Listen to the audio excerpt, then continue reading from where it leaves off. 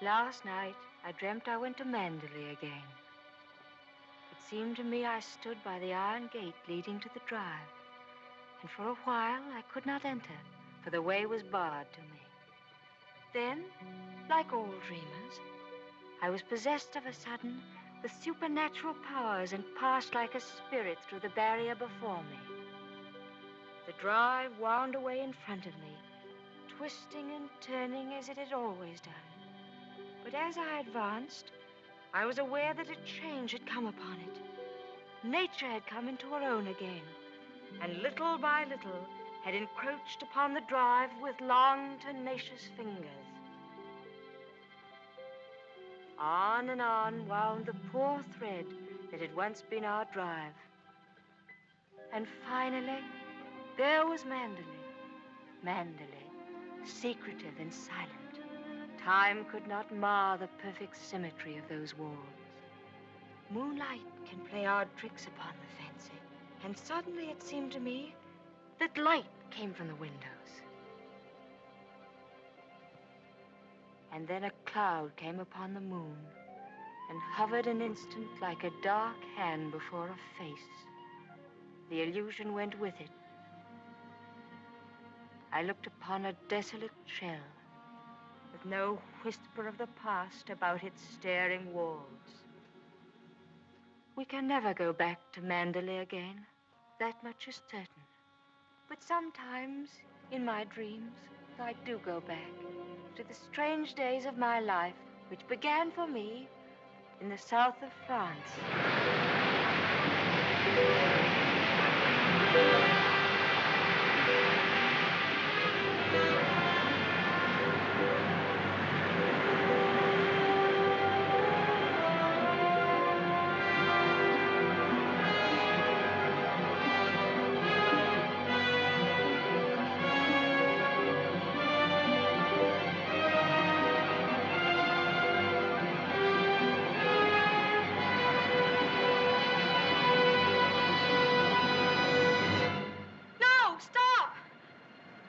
What the devil are you shouting about?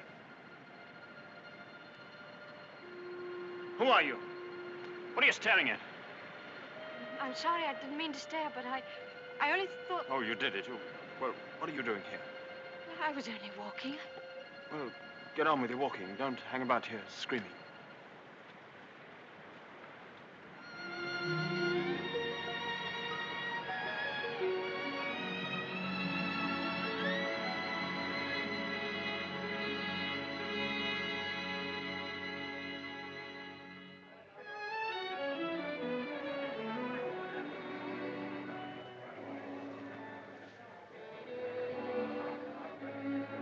I'll never come to Monte Carlo out of season again.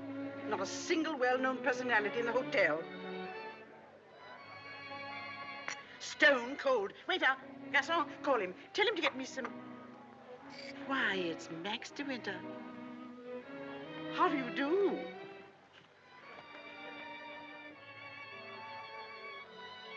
How do you do? I'm Edith Van Hopper. It's so nice to run into you here, just when I was beginning to despair of finding any old friends here in Monte. But do sit down and have some coffee. Mr. de Winter's having some coffee with me. Go and ask the stupid waiter for another cup. I'm afraid I must contradict you. You shall both have coffee with me. Garçon, give me some coffee, please. Cigarette? No, thank you. You know, I recognized you just as soon as you came in, though I haven't seen you since that night at the casino at Palm Beach. Perhaps you don't remember an old woman like me. Are you playing the tables much here at Monte? No, I'm afraid that sort of thing ceased to amuse me years ago. I can well understand that. As for me, if I had a home like Mandalay, I should certainly never come to Monte. I hear it's one of the biggest places in that part of the country, and you just can't beat it for beauty. What do you think of Monte Carlo? Or don't you think of it at all? Oh, well, I think it's rather artificial. She's spoiled, Mr. de Winter. That's her trouble. Most girls will give their eyes for a chance to see Monte. Wouldn't that rather defeat the purpose? Now that we've found each other again, I hope I shall see something of you. You must come and have a drink in my suite. I hope they've given you a good room. The place is empty, so if you're uncomfortable, mind you make a fuss. Your valet is unpacked for you, I suppose. I'm afraid I don't possess one. Perhaps you'd like to do it for me. Well, I hardly think... perhaps you could make yourself useful to Mr. de Winter if he wants anything done. You're a capable child in many ways. That's a charming suggestion, but I'm afraid I cling to the old motto. He travels fastest who travels alone. Perhaps you've not heard of it. Good night. What do you make of that? Do you suppose that sudden departure was intended to be funny? Come, don't sit there gawking. Let's go upstairs. Have you got the key? Yes, Miss Van Hopper. I remember when I was younger, there was a well-known writer who used to dart down the back way whenever he saw me coming. I suppose he was in love with me and wasn't quite sure of himself. Well, c'est la vie. By the way, my dear, don't think that I mean to be unkind, but you were just a teeny-weeny bit forward with Mr. de Winter. Your effort to enter the conversation quite embarrassed me, and I'm sure it did him. Men loathe that sort of thing. Oh, come, don't sulk. After all, I am responsible for your behavior here. Perhaps he didn't notice it. Poor thing. I suppose he just can't get over his wife's death. They say he simply adored her.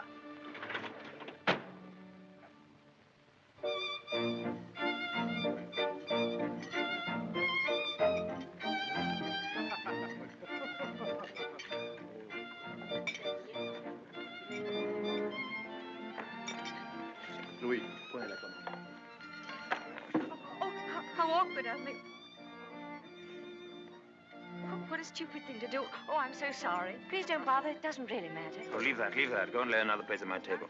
Mademoiselle will have lunch with me. Oh, but I couldn't possibly. Why not? Oh, well, please don't be polite. It's very kind of you, but I'll be all right if they just change the cloth. I wasn't being polite. I should have asked you to have lunch with me, even if we hadn't upset the bars so clumsily. Come along. We needn't talk to each other if we don't feel like it. Well, thank you very much.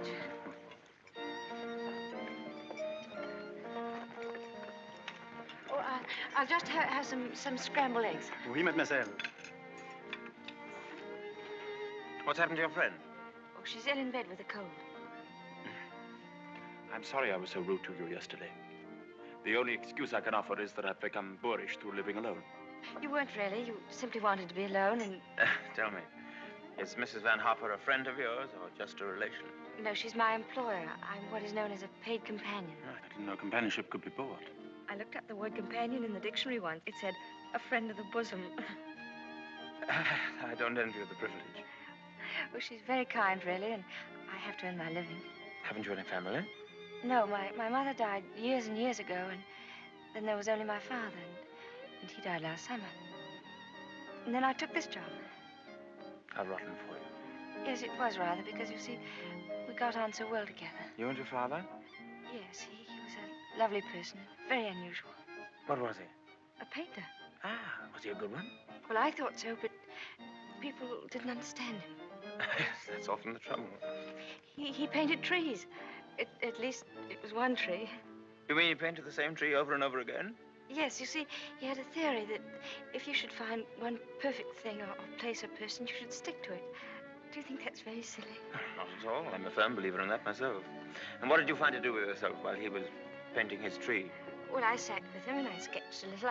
I don't do it very well, though. Oh, you're going sketching this afternoon? Yes. Where? Oh, I haven't made up my mind. I'll drive you somewhere in the car. Oh, no, please, I didn't mean... Oh, nonsense. Finish up that mess and we'll get along. Thank you, it's very kind of you, but I'm not very hungry. Oh, come on, eat it up like a good girl.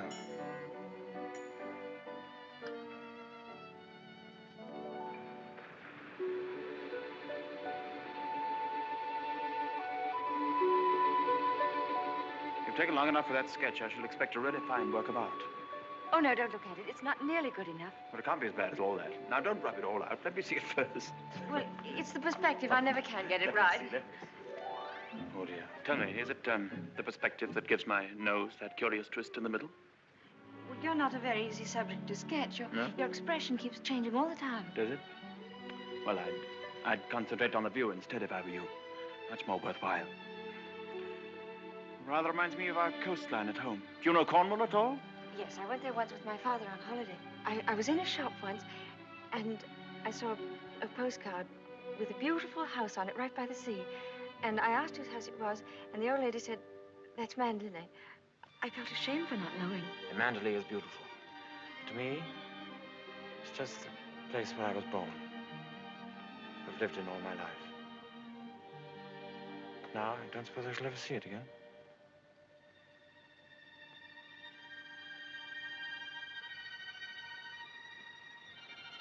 We're lucky not to be home during the bad weather, aren't we? I can't ever remember enjoying swimming in England till June, can you? The water's so warm here that I could stay in all day. There's a dangerous undertow, and there's a man drowned here last year. I never have any fear of drowning, have you?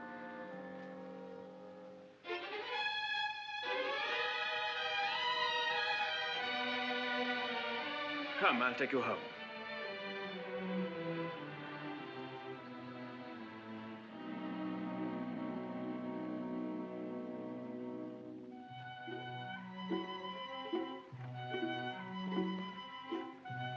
Oh, yes. I know Mr. DeWitt well. I knew his wife, too. Before she married, she was the beautiful Rebecca Hildreth, you know. She was drowned, poor dear, while she was sailing near Mandalay. He never talks about it, of course, but he's a broken man. I suppose I'd better have him. Wretched stuff. Give me a chocolate, quick. Oh, there you are. It's about time. Hurry up. I want to play some rummy.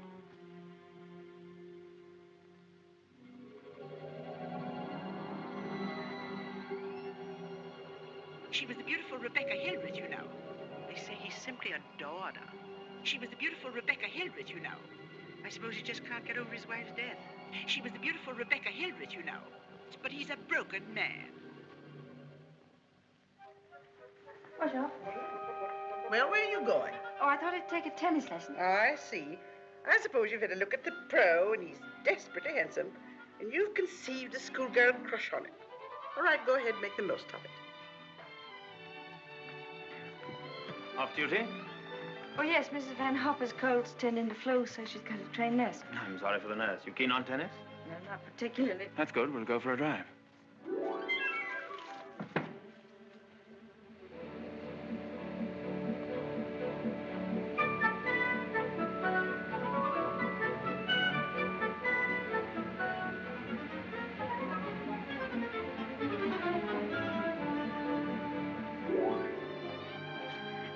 Good afternoon, Mrs. Van Hoff. How are you feeling? You got on rather well with him, didn't you? That pro must have been teaching you other things than tennis. Hurry up, I want you to make some calls. Wonder if Mr. DeWitt is still in the hotel.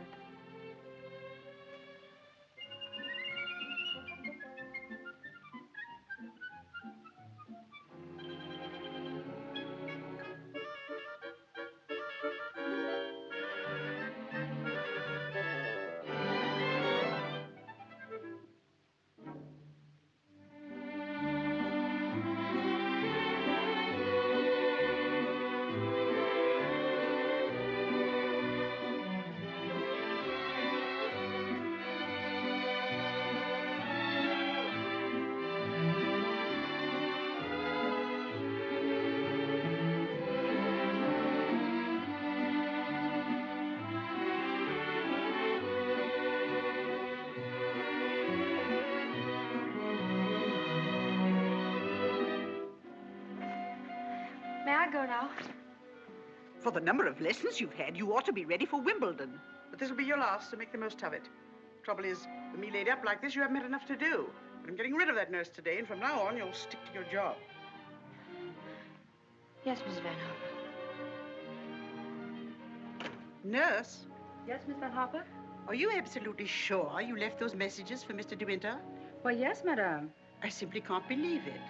He would most certainly have called me back. Oh, well, poor boy. I simply hate to see him so alone.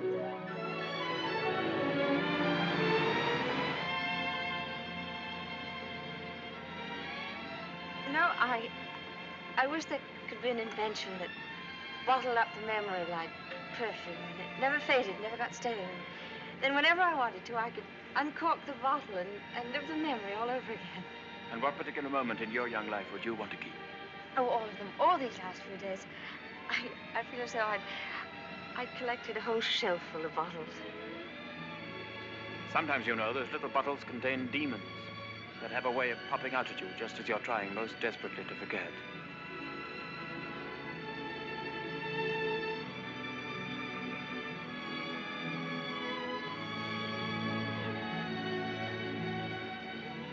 Stop biting your nails.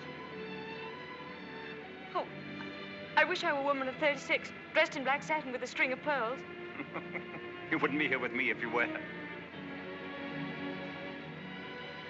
Would you please tell me, Mr. De Winter, why you asked me to come out with you? Oh, it's obvious that you want to be kind, but why do you choose me for your charity?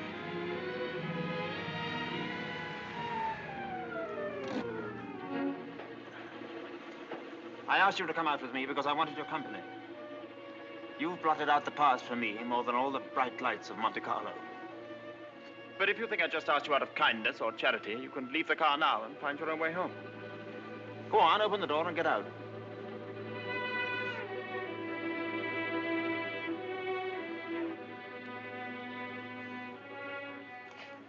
Better blow your nose. Please don't call me Mr. De Winter. I've a very impressive array of first names. George Fortescue Maximilian. But you needn't bother with them all at once. My family call me Maxim. And another thing. Please promise me never to wear black satin or pearls. Or to be 36 years old. Yes, Maxim.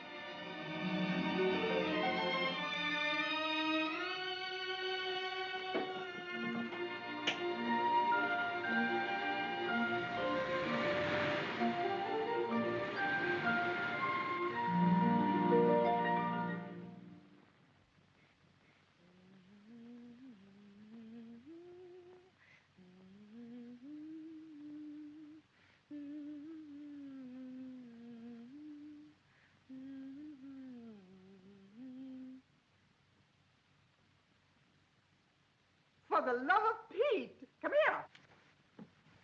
What do you think? My daughter's engaged to be married. Oh, really? How nice. We must leave for New York at once. Get reservations on the Aquitania, and we'll take the 12:30 train for Cherbourg. Hurry up and get in a maid to help with the packing. We've no time to waste. Go on and do dawdle. Mr. De Winter, please. Oh, he's gone out riding. He won't be back till noon. Oh.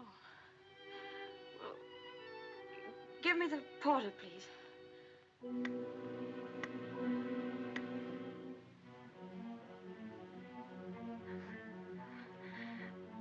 I'll go and see if there's anything left in my room.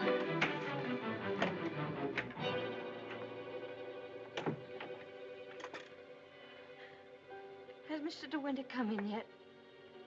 Oh, he has. Would you connect me, please?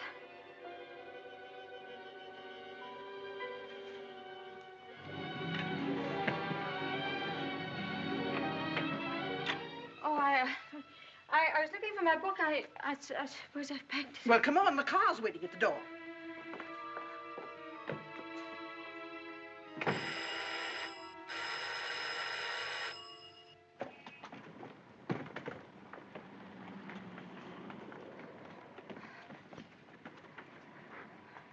I'd like to leave a forwarding address if they happen to find that book. Would you ring Mr. De Winter, please? Yes, madame. 182.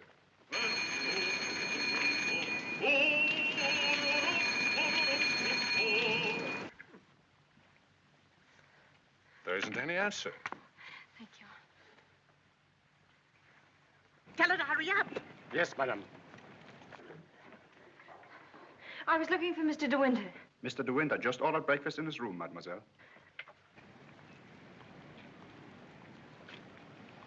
Come in.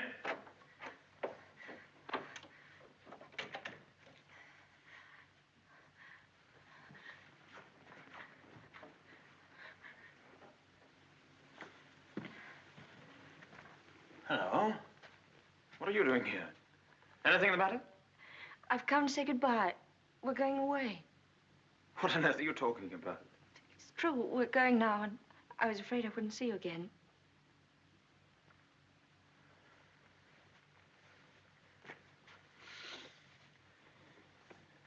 Where's she taking you to? New York. I don't want to go. I shall hate it. I shall be miserable.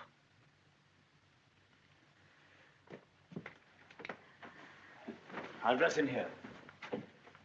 I shan't be long. Which would you prefer?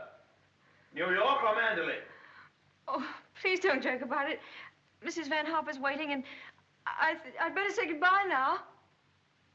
I repeat what I said. Either you go to America with Mrs. Van Hopper, or you come home to Mandalay with me. You mean you want a secretary or something? I'm asking you to marry me, you little fool.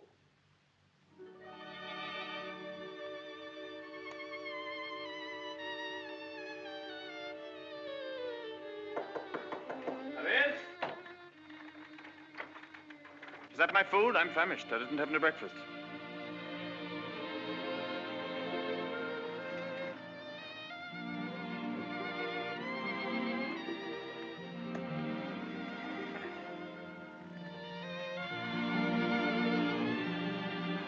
My suggestion didn't seem to go at all well. Sorry. Oh, but you don't understand. It's that well, I'm not the sort of person men marry. What on earth do you mean? I don't belong in your sort of world, for one thing. Well, what is my sort of world? Oh, well, Mandolin, you know what I mean. Well, I'm the best judge of whether you belong there or not. Of course, if you don't love me, that's a different thing. Fine blow to my conceit, that's all. Oh, I do love you. I love you most dreadfully. I've been crying all morning because I thought I'd never see you again.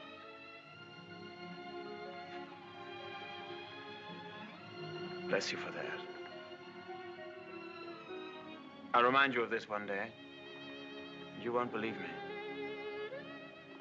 It's a pity you have to grow up. Oh, now that's settled. You may pour me out some coffee. 2 lumps of sugar and some milk, please. Same with my tea, don't forget. Who's going to break the news to Mrs. Van Hopper? Shall you or shall I? Oh, you tell it. She'll be so angry. What's the number of her room? Oh, she's not there. She's downstairs in the car. Hello? Give me the date, please. Hello? You'll find Mrs. Van Hopper waiting outside in her car. Would you ask her with my compliments if she'd very kindly come up and see me in my room? Yes, in my room. Mr. De Winter says, please, for you to come up to his room. Mr. De Winter?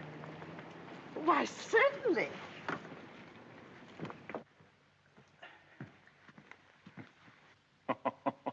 This isn't at all your idea of a proposal, is it? It should be in a conservatory.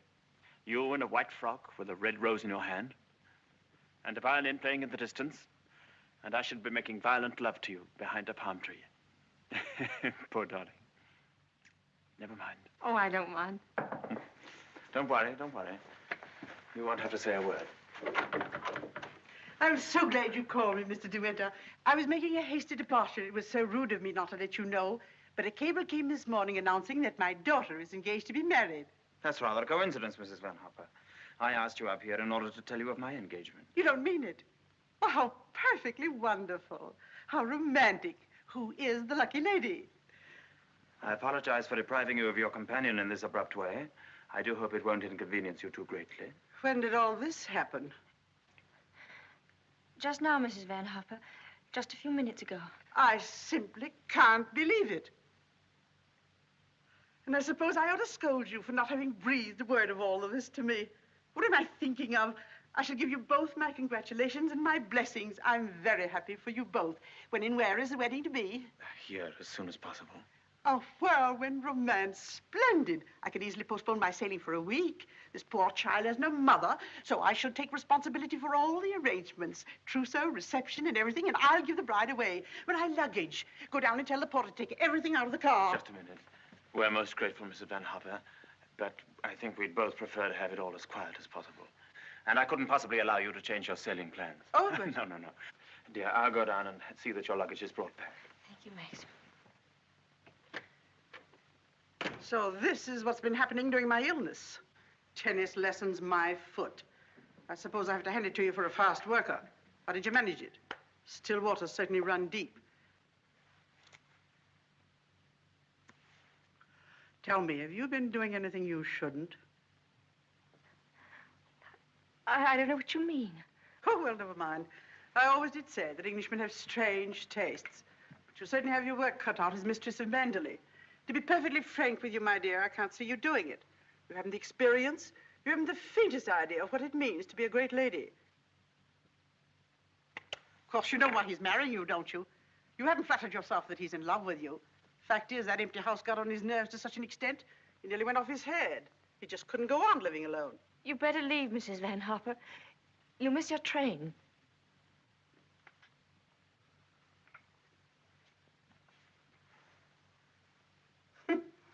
Mrs. De Winter. Goodbye, my dear, and good luck.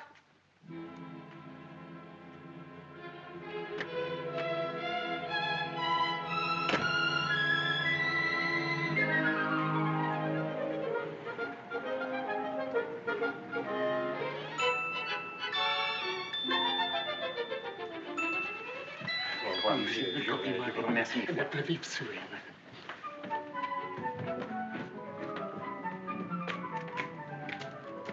Monsieur, vous avez oublié votre carnet de mariage. Oh, What did you say? he says I've forgotten the proof that we're married. Oh, good heavens.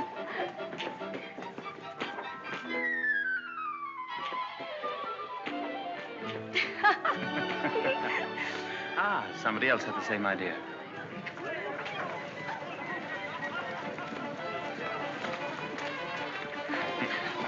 Isn't she sweet? Yes. You'd have liked a bridal veil, wouldn't you? Or at least... Madame, combien ça fait? Ah, tu le tout. Je vous remercie. Yes. Oh, Max, you're lovely. Oh, how perfectly lovely. Oh, perfectly lovely.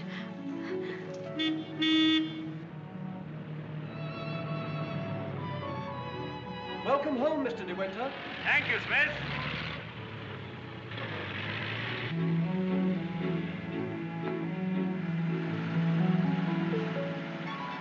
Cold, darling? Yes, just a little bit. There's no need to be frightened, you know. Just be yourself and they'll all adore you.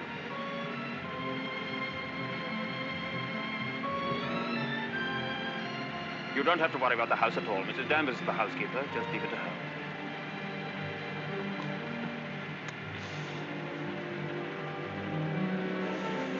Hello. Starting to rain. Better hurry up. Here, have this. Put it over your head. Thank you.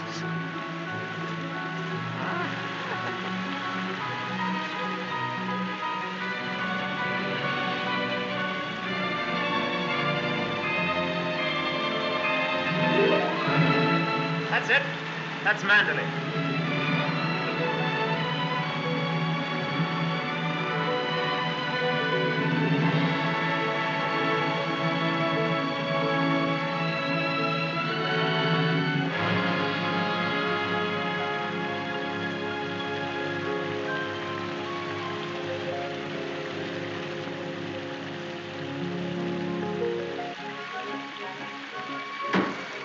Here we are, Frith. Everybody well? Yes, thank you, sir. We're glad to see you home, sir. This is Mrs. De Winter, Frith. How do you do?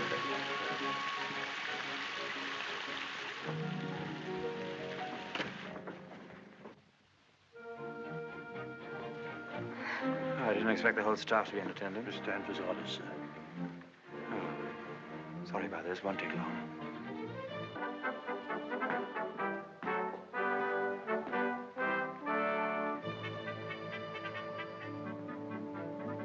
This is Mrs. Danvers.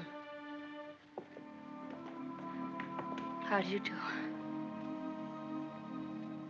How do you do? I have everything in readiness for you. That's very good of you. I didn't expect anything.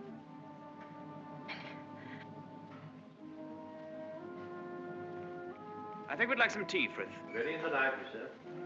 Come along, darling.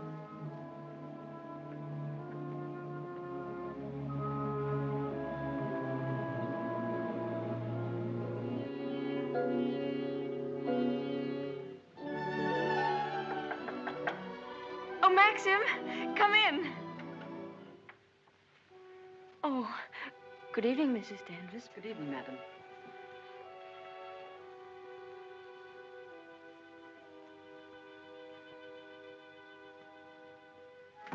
I hope Alice was satisfactory, madam. Oh, yes, thank you. Perfectly. She's the parlor maid. She'll have to look after you until your own maid arrives. Oh, but I haven't a maid.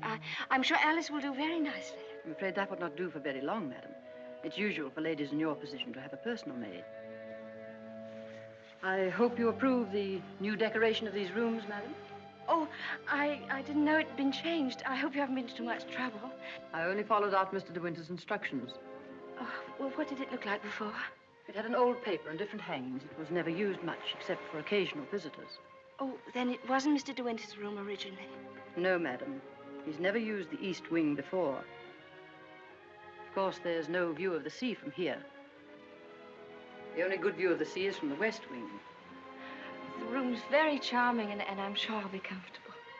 If there's anything you want done, madam, you have only to tell me. I suppose you've been at Manderley for many years, longer than anyone else. Not so long as Frith. He was here when the old gentleman was living, when Mr. De Winter was a boy. Oh, I see, and you didn't come till after that. I came here when the first Mrs. De Winter was a bride.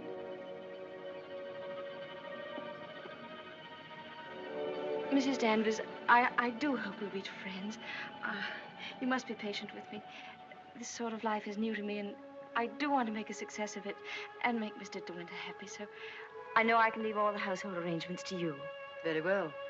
I hope I shall do everything to your satisfaction, madam. I've managed the house since Mrs. De Winter's death, and Mr. De Winter has never complained.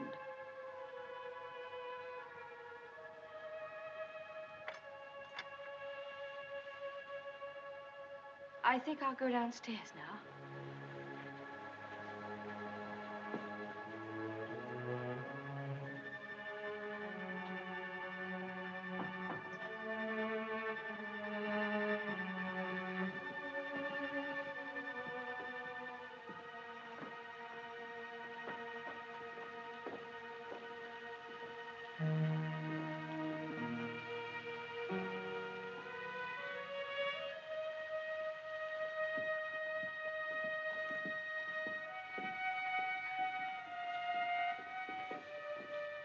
That room in the west wing I was telling you about is there through that door. It's not used now. It's the most beautiful room in the house. The only one that looks down across the lawns to the sea. It was Mrs. De Winter's room.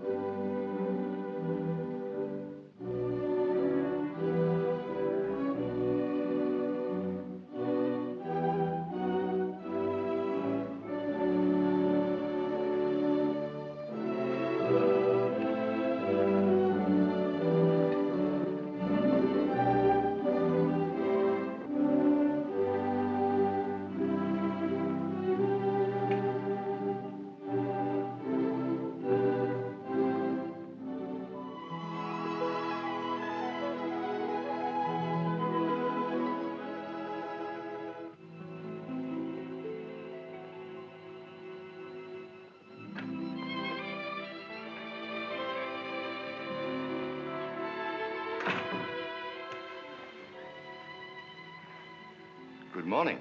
Good morning. You're Mrs. De Winter, aren't you? Yes. My name's Crawley. I manage the estate for Maxim. Awfully glad to meet you. There's a fearful lot of stuff piled up while Maxim was away. Yes, I'm sure there must have been. I do wish I could help with some of it. No, no. Frank never allows anybody to help him. He's like an old mother hen with his bills and rents and taxes. Come on, Frank, we must go over these estimates. I'll get my papers. You'll find quantities of breakfast over there, but you must eat it all or cook will be mortally offended. Well, I'll do my best, Maxim. I have to go over the place with Frank just to make sure that he hasn't lost any of it. You'll be all right, won't you? Mm-hmm. Getting acquainted with your new home. Have a look at the Times. There's a thrilling article on what's the matter with English cricket. Oh, yes. My sister Beatrice and her husband, Giles Lacey, have invited themselves over for lunch. Today? Yes. I suppose the old girl can't wait to look you over. You'll find her very direct. If she doesn't like you, she'll probably tell you so to your face. Don't worry, darling. I'll be back in time to protect you from her. Goodbye, darling. Goodbye, Maxim. Goodbye. Goodbye.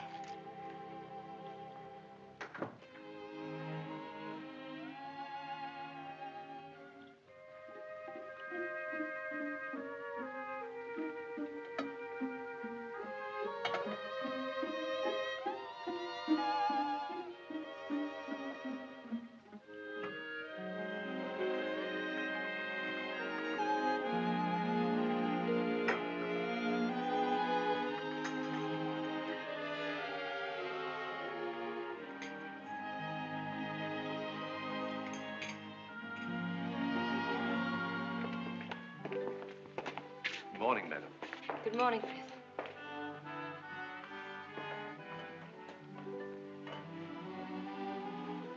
Isn't there anything I could get for you, madam? Oh, no, thank you, Frith. I'm really not very hungry.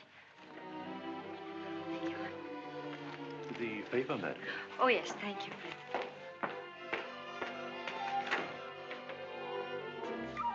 Madam. I slipped. Oh, thank you, Frith.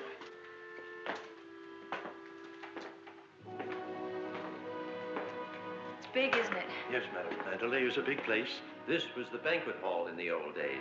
It is still used on great occasions, such as a big dinner or a ball. And the public is admitted here, you know, once a week. That's nice.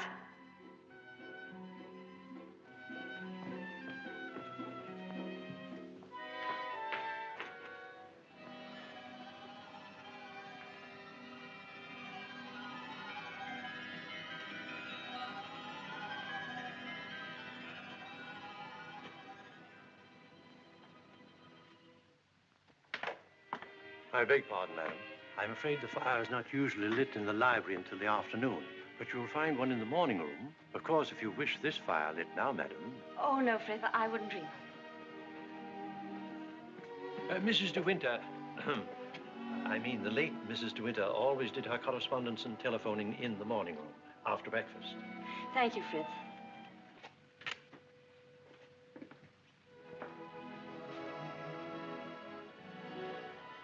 Is anything wrong, madam?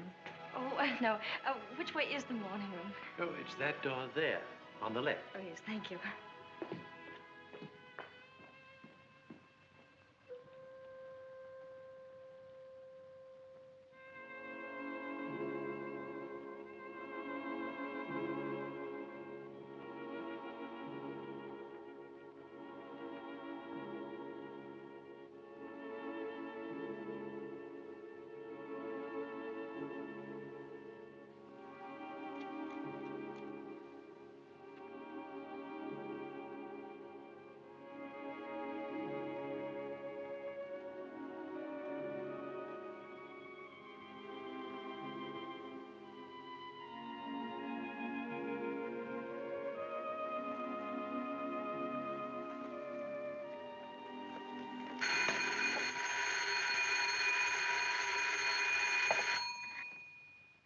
Mrs. De Winter?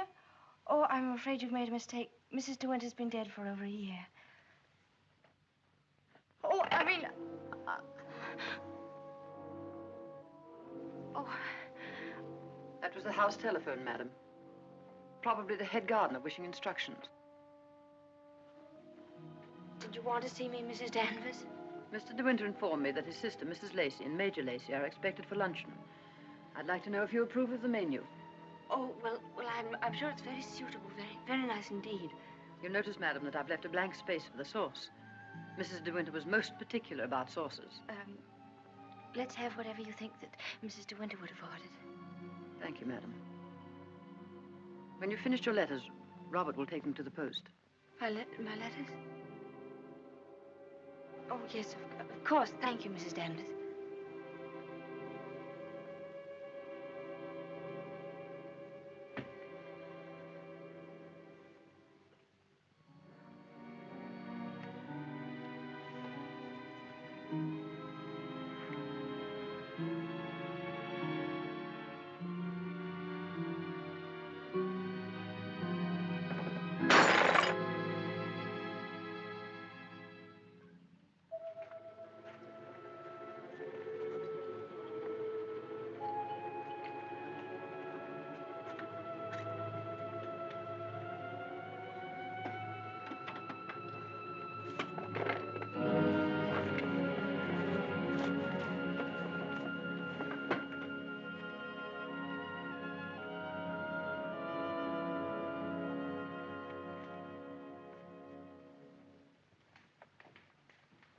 How are you, Frith? Good morning, Mrs. Lacey. Where's Mr. De Winter? I believe he went down to the farm with Mr. Crawley. How tiresome of him not to be here when we arrive, and how typical.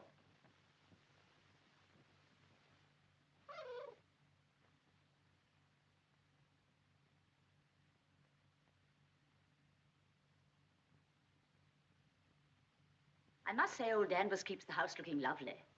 She certainly learnt that trick of arranging flowers from Rebecca. I wonder how she likes it now, being ordered about by an ex-chorus girl. Now, where on earth did you get the idea she's an ex-chorus girl? He picked her up in the south of France, didn't he? What if he did? Well, I mean to say, there you are.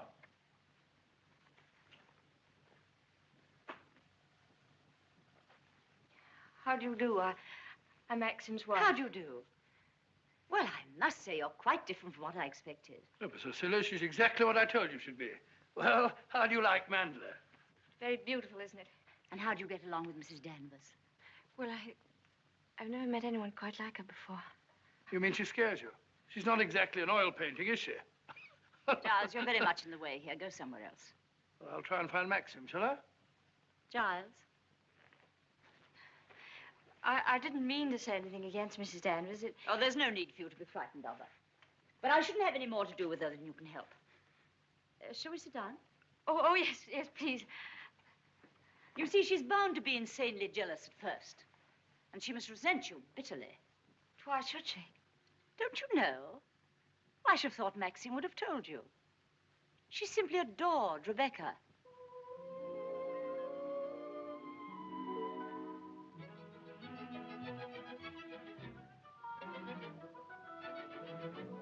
How are you, Robert? Quite well, thank you, madam. Still having trouble with your teeth? Unfortunately, yes, madam. You should have them out. All of them. Wretched nuisances, teeth. Thank you, madam. Oh, what a plateful. Do you hunt? No, I don't. I'm afraid I don't even ride. Oh, have to ride down here. We all do. Which do you ride, side saddle or astride?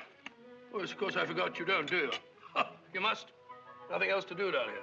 Maxine, when are you going to have parties here again like the old days? Oh, I haven't thought about it. But everyone's dying to see you, and... Yes, I bet they are. Why don't you have the masquerade ball again this summer? My dear, are you fond of dancing?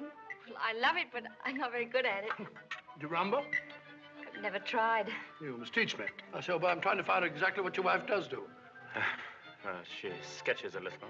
Sketches? Well, not this modern stuff, I hope. You know, portrait of a lampshade upside down to represent a soul in torment. Don't sail, do you? No, I don't. Thank goodness for that. Huh?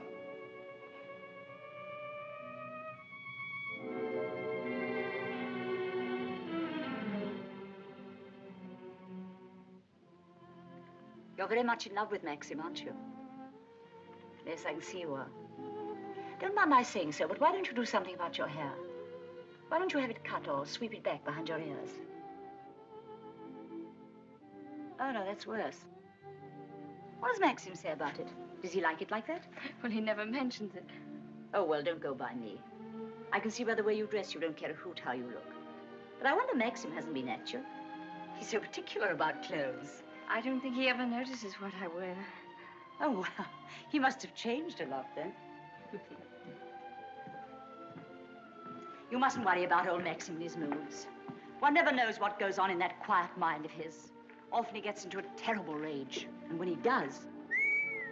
But I don't suppose he'll lose his temper with you. You seem such a placid little thing. Come along, old girl. We've got to be on the first tee at 3 o'clock. All right, I'm coming. Well, goodbye, Maxim, old boy. Goodbye, Giles. Thanks for coming, old boy. Goodbye, my dear.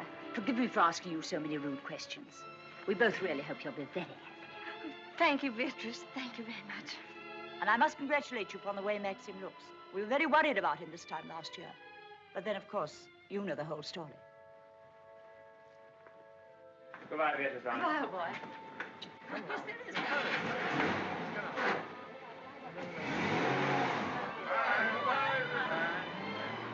Well, thank heavens they've gone. Now we can have a walk about the place. Looks as though we might have a shower, but you won't mind that, will you? No, but wait a minute. I'll go upstairs and get a coat. There's a heap of Macintoshes in the flower room. Robert, run and get a coat from the flower room for Mrs. De Winter, will you? What do you think of Beatrice? Oh, I liked her very much, but she kept saying that I was quite different from what she expected. What the devil did she expect? Oh, someone smarter and more sophisticated, I'm afraid. Oh. Do you like my hair? Your hair? Yes, of course I do. What's the matter with it? Oh, I don't know. I just wondered. How funny you are. Thank you. Do I have to put it on? Yes, certainly, certainly, certainly. Can't be too careful with children. Come on, Jasper. Come and take some of that fat off.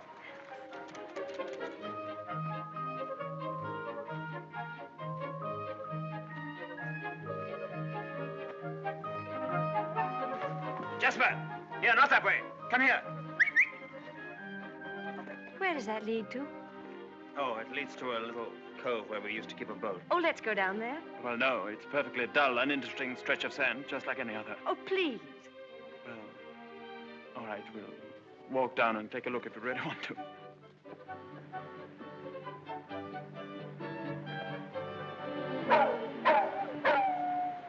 That's Jasper.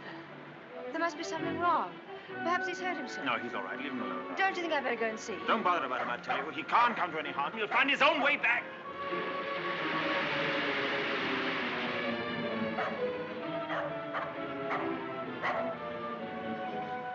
Jasper! Jasper! Oh, there you are.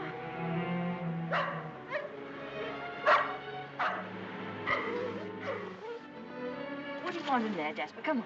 Come on. Let's go home. Jasper.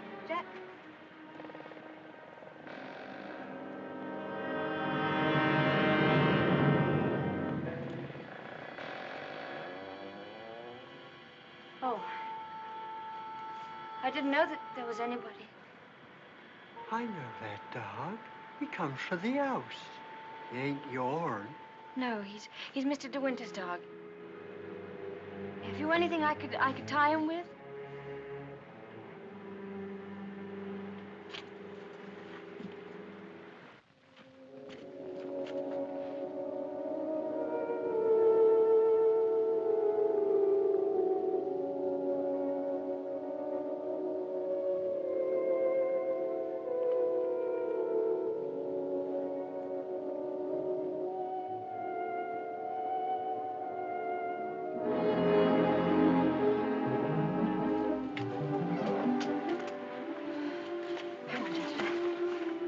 Tell anyone you saw me in there, will you?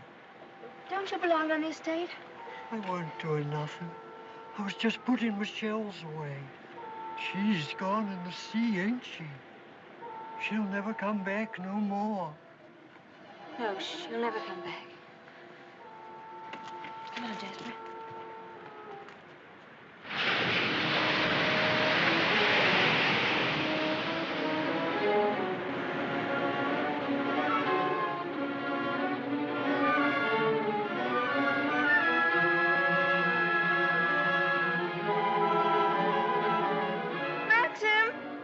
What's the matter? Maxim! I'm sorry I was such a time, but I had to find a rope for Jasper.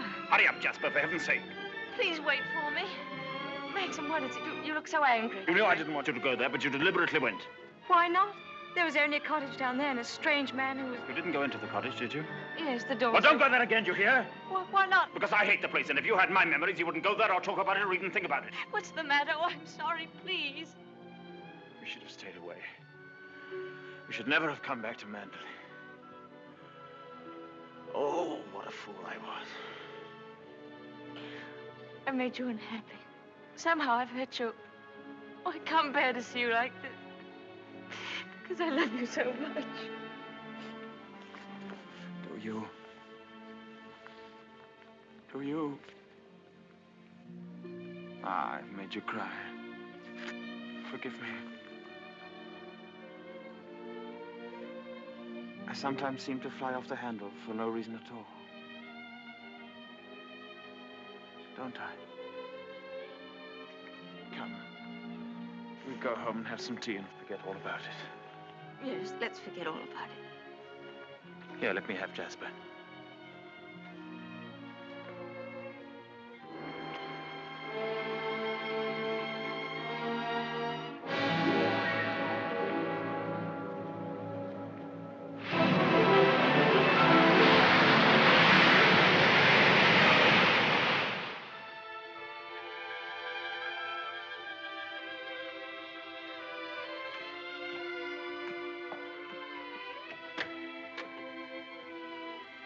Hello, come in. Oh, please don't get up, Mr. Crawley. I was just wondering if you meant what you said the other day about showing me the run of things. Of course I did. What are you doing now?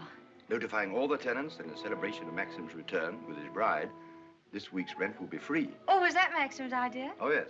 All the servants get an extra week's wages, too. Oh, he didn't tell me.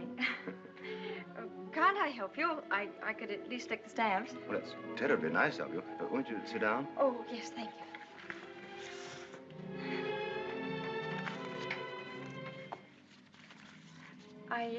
I was down at the cottage on the beach the other day. There was a man there, a queer sort of person. Jasper kept barking at him. Oh, yeah.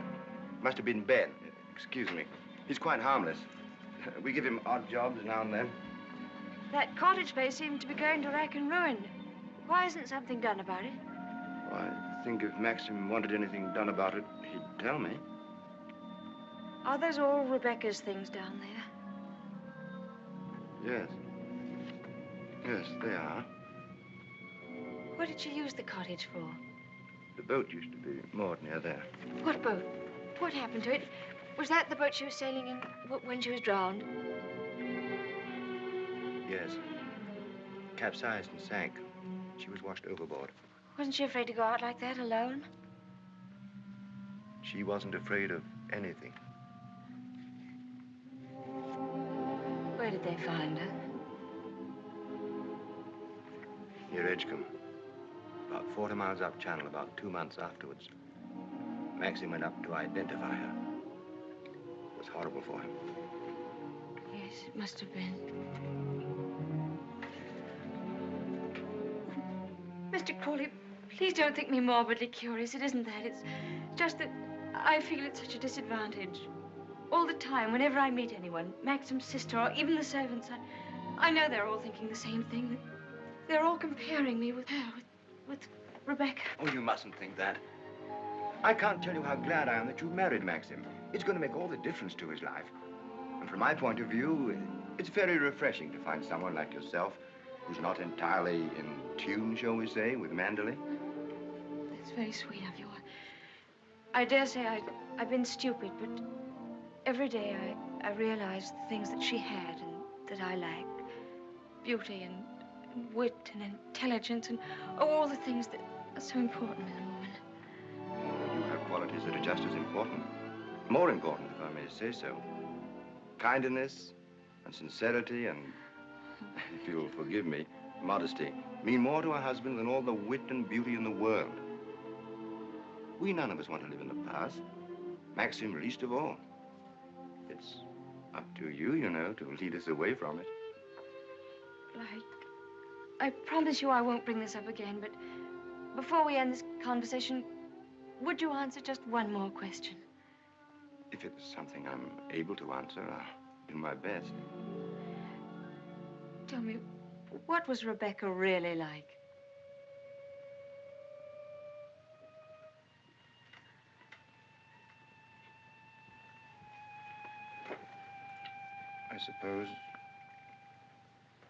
I suppose she was the most beautiful creature I ever saw.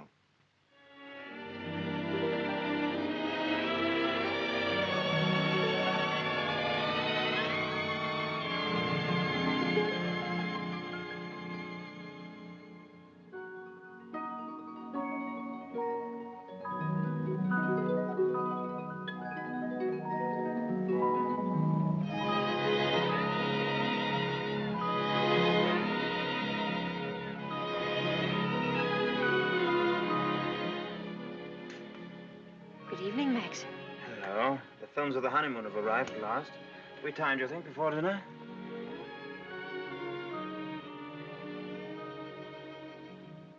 What on earth have you done to yourself? Oh, nothing. I just ordered a new dress from London. I hope you don't mind. Oh, no. Well, do you think there's something's right for you? Doesn't seem your type at all. I thought you'd like it. And what have you done to your hair? Oh, I see. Oh, dear, oh, dear, oh, dear. I'm sorry. You look lovely, lovely. It's very nice for a change. Shall we see these pictures? Yes, I'd love to see them.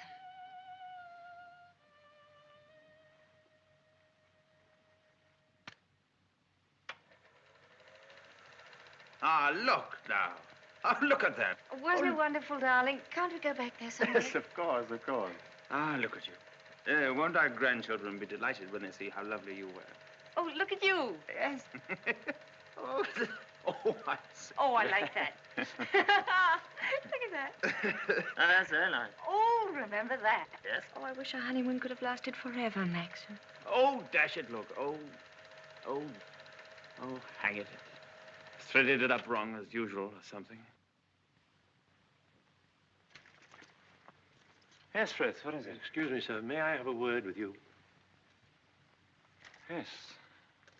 Come in. It's about Robert, sir. There's been a slight unpleasantness between him and Mrs. Danvers. Oh, dear. Robert is very upset. Oh, this is trouble. What is it? It appears that Mrs. Danvers has accused Robert of stealing a valuable ornament from the morning room. Robert denies the accusation most emphatically, sir.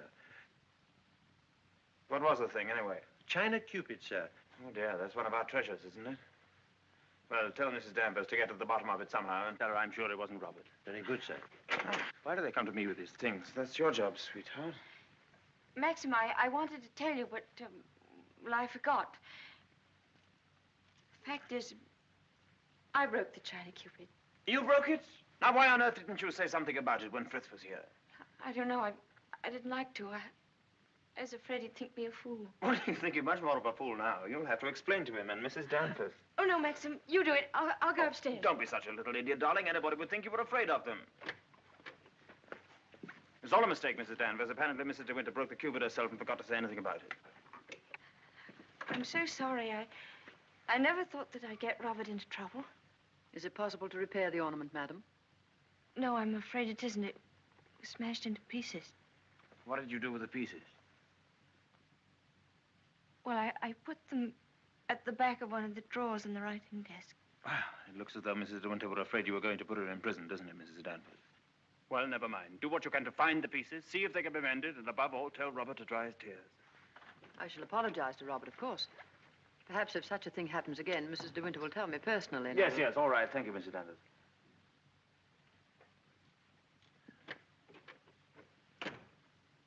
Well, I suppose that clip will hold all right. I don't know.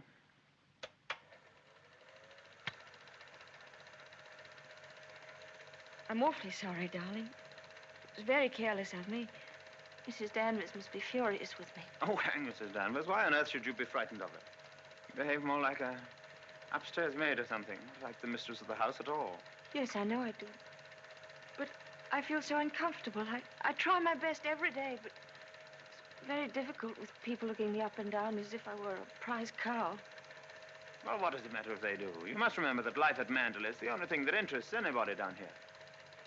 What a slap in the eye I must have been to them then. I suppose that's why you married me.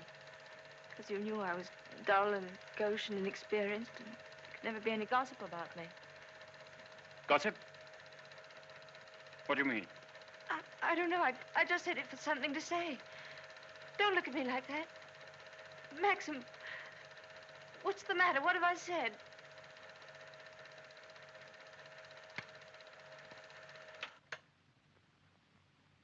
Wasn't a very attractive thing to say, was it? No. It was rude, hateful.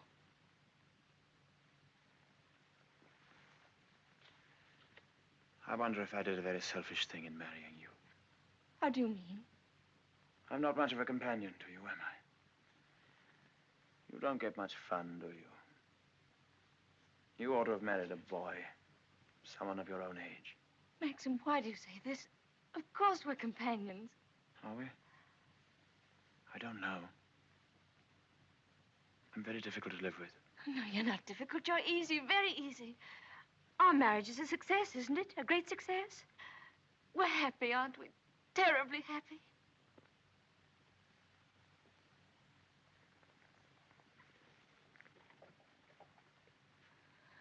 If you don't think we are happy, it would be much better if you didn't pretend. I'll go away. Why don't you answer me? How can I answer you when I don't know the answer myself? If you say we're happy, let's leave it at that. Happiness is something I know nothing about.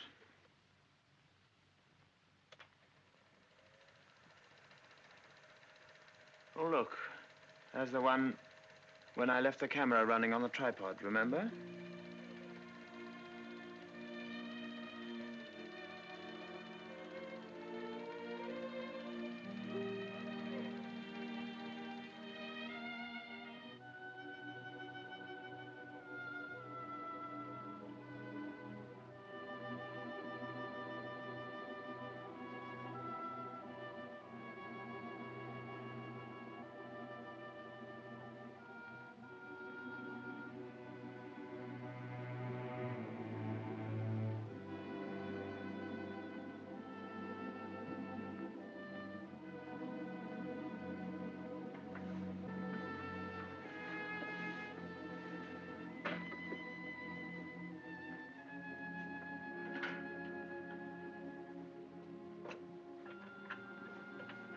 Pardon me, madam. Is there anything I can do for you?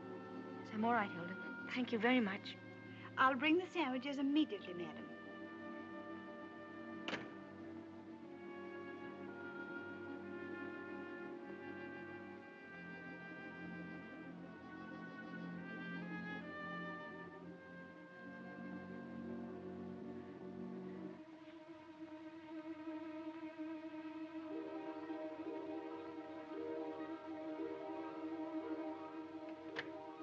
Hilda, Yes, madam?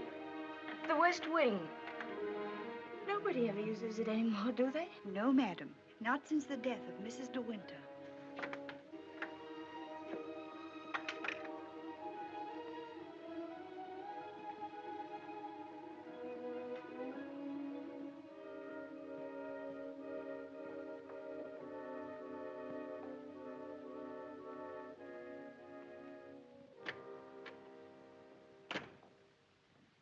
Come along, Mr. Jack, or someone may see you.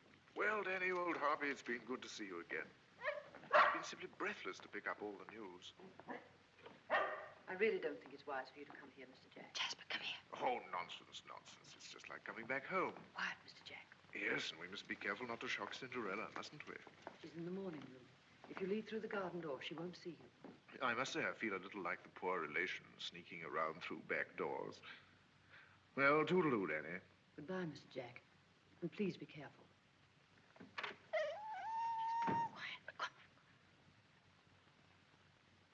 Looking for me? Oh, I didn't make you jump, did I? No, of course not. I didn't quite know who it was. Yes. You're pleased to see me, aren't you, old boy?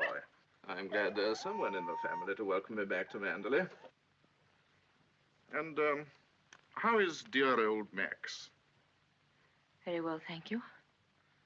I hear he went up to London, left his little bride all alone. It's too bad. Isn't he rather afraid that somebody might come down and carry you off? Danny, all your precautions were in vain. The mistress of the house was hiding behind the door.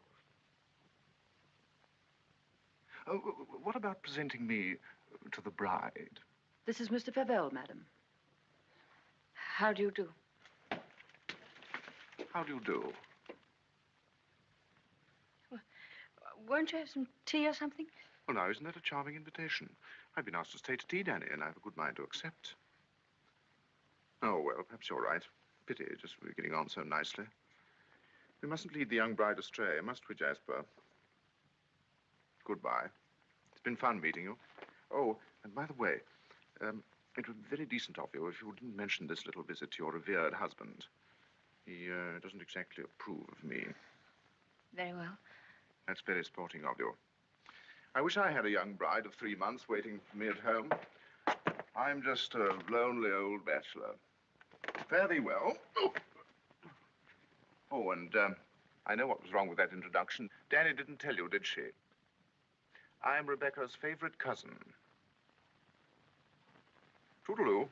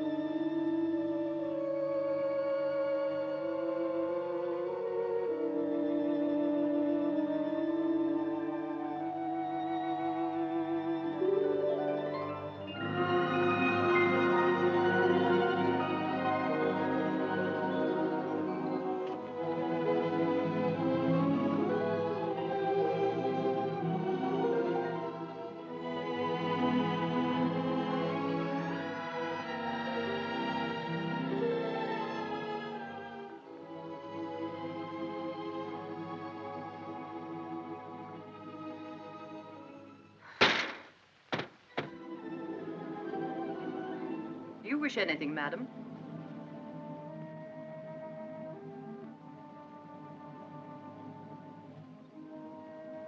I didn't expect to see you, Mrs. Danvers. I noticed that the window wasn't closed, and I came up to see if I could fasten it. Why did you say that? I closed it before I left the room. You opened it yourself, didn't you? You've always wanted to see this room, haven't you, madam? Why did you never ask me to show it to you? I was ready to show it to you every day.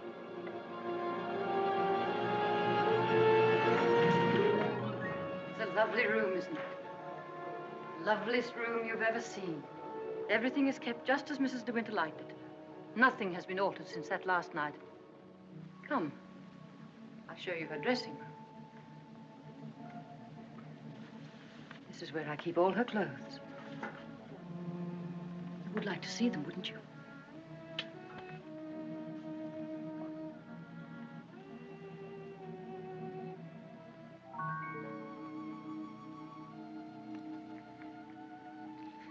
Feel this. It was a Christmas present from Mr. De Winter. He was always giving her expensive gifts the whole year round. I keep her underwear on this side. They were made specially for her by the nuns in the convent of St. Clair. I always used to wait up for her, no matter how late. Sometimes she and Mr. De Winter didn't come home until dawn. While she was undressing, she'd tell me about the party she'd been to. She knew everyone that mattered. Everyone loved her. When she'd finished her bath, she'd go into the bedroom and go over to the dressing table.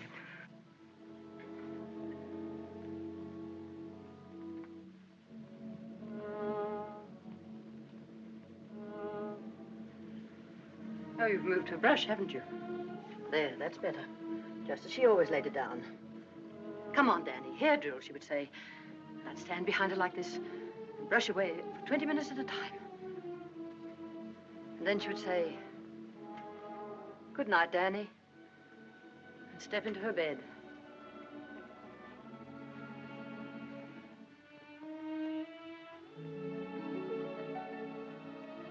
I embroidered this case for her myself, and I keep it here always.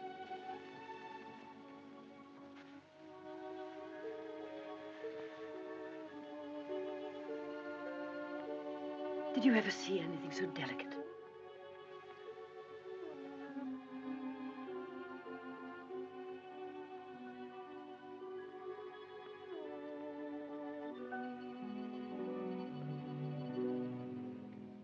Look. You can see my hand through it.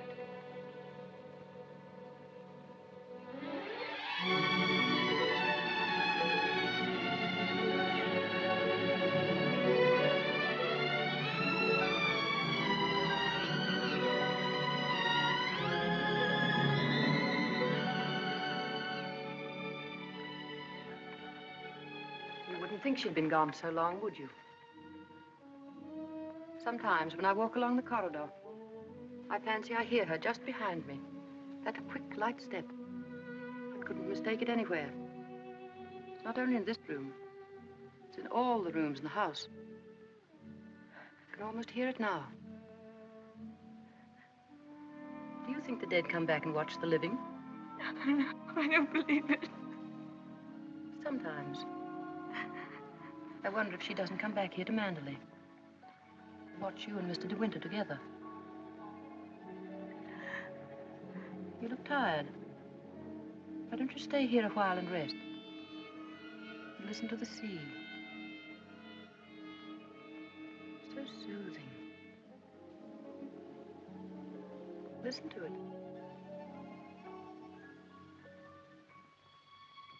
Listen. Listen to the sea.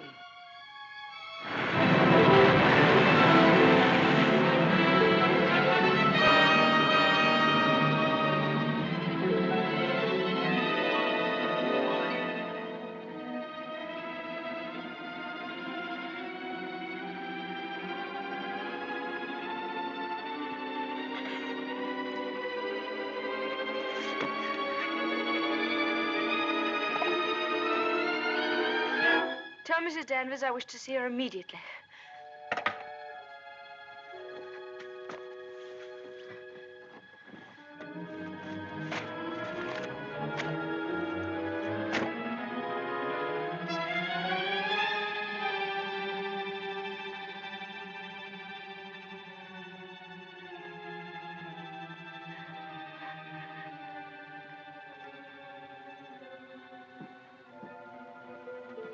You sent for me, madam? Yes, Mrs. Danvers. I want you to get rid of all these things. These are Mrs. De Winter's things. I am Mrs. De Winter now. Very well, I'll give the instructions. Just a moment, please. Mrs. Danvers, I intend to say nothing to Mr. De Winter about Mr. Favel's visit. In fact, I prefer to forget everything that happened this afternoon.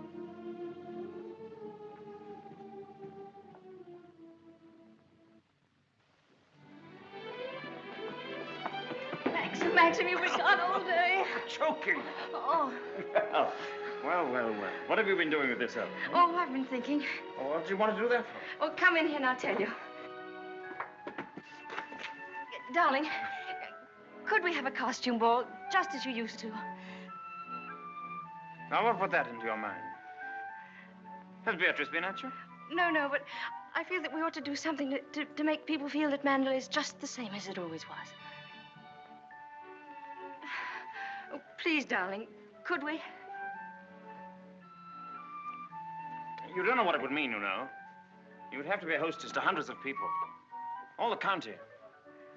And a lot of young people will come up from London and turn the house into a nightclub. Oh, yes, but I want to. Oh, please. I've never been to a large party, but I could learn what to do, and I promise you, you wouldn't be ashamed of me.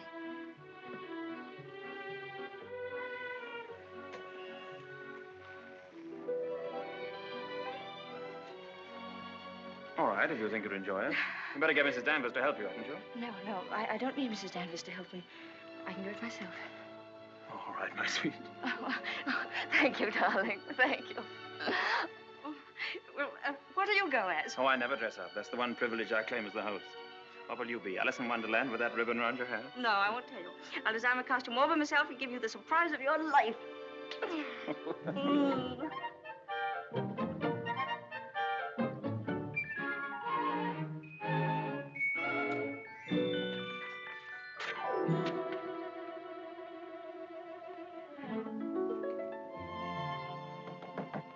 Come in.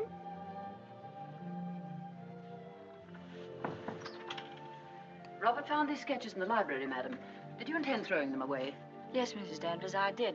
They were just some ideas I was sketching for my costume for the ball. Hasn't Mr. De Winter suggested anything? No, I want to surprise him. I don't want him to know anything about it. I merely thought that you might find a costume among the family portraits that would suit you. Oh, you mean those at the top of the stairs? I'll go and look at them.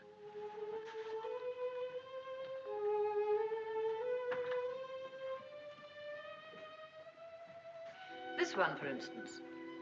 It might have been designed for you. I'm sure you could have it copied. I've heard Mr. De Winter say that this is his favorite of all the paintings. It's Lady Caroline De Winter, one of his ancestors. Oh, well, that's a splendid idea, Mrs. Danvers. I'm very grateful.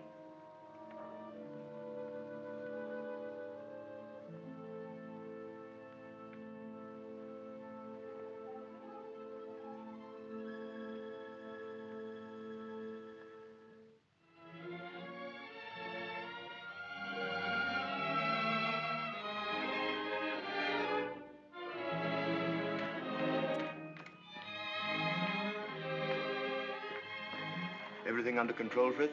Yes, thank you. Excuse me, sir. Are you supposed to be a schoolmaster? Oh, no. This is just my old cap and gown. Certainly makes a very nice costume, sir. And economical, too. Yes, that was the idea.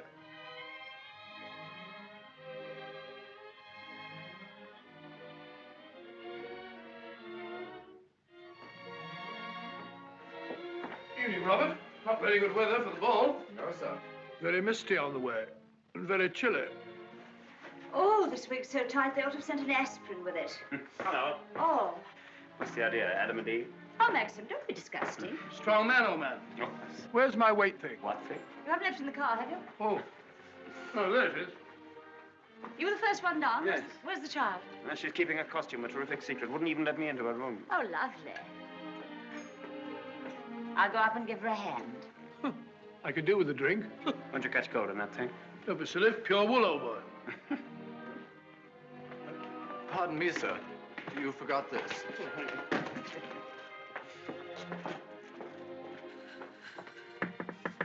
Here I am, dear. It's Bee. I've come to give you a hand. Oh, please don't come in, Beatrice. I don't want anyone to see my costume. Oh. Oh, well, you won't be long, will you? Because the first people will be arriving any moment. Now, you're sure that's where that should be? Yes, madam, it's just right. Oh, isn't it exciting? Indeed it is, madam. I've always heard of the Mandalay Ball, and now I'm really going to see one. Sure, there'll be no one there to touch you, madam. Do you really think so? Now, where's my fan? Now, you're sure I look all right? You look ever so beautiful. Well, here goes.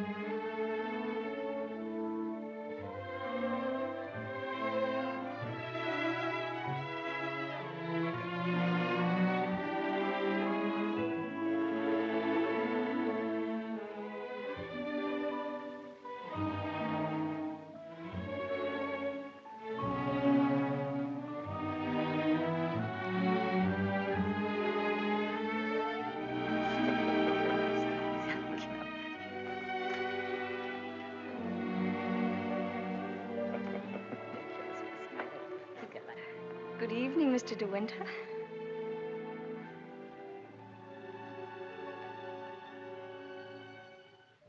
What the devil do you think you're doing? But it's the picture, the one in the gallery. What is it? What have I done? Go and take it off. Doesn't matter what you put on, anything will do. What are you standing there for? Didn't you hear what I said? Sir George and Lady Moore. Dudley Tennant, Admiral and Lady Burbank.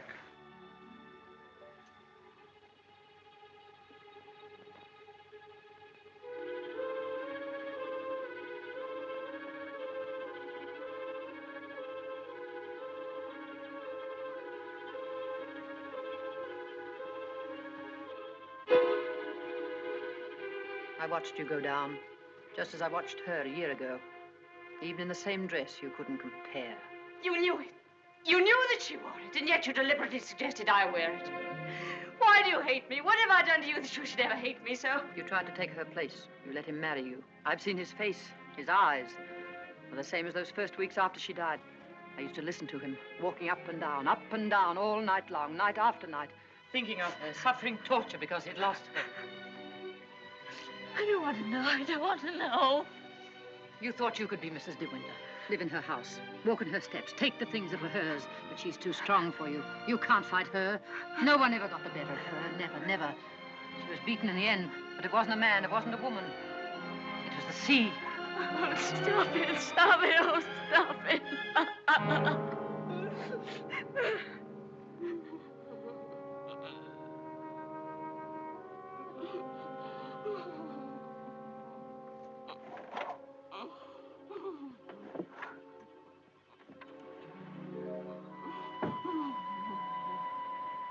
You're overwrought, madam. I've opened a window for you. A little air will do you good.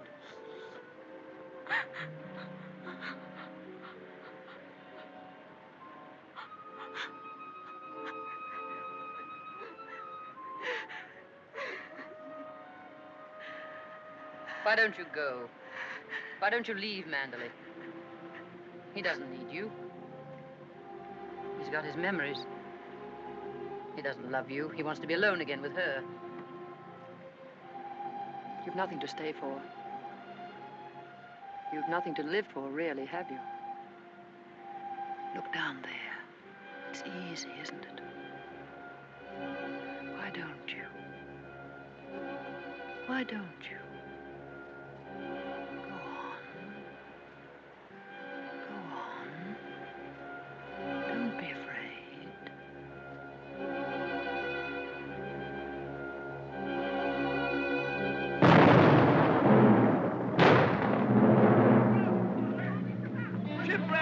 Ship on the rocks! Ship aground, sending up rockets! Shipwreck! Come on, everybody! Down to the bay! Notify the Coast Guard! She's aground! Maxim! Maxim! Ship ashore! Come on, everybody! Come on! Maxim! Maxim!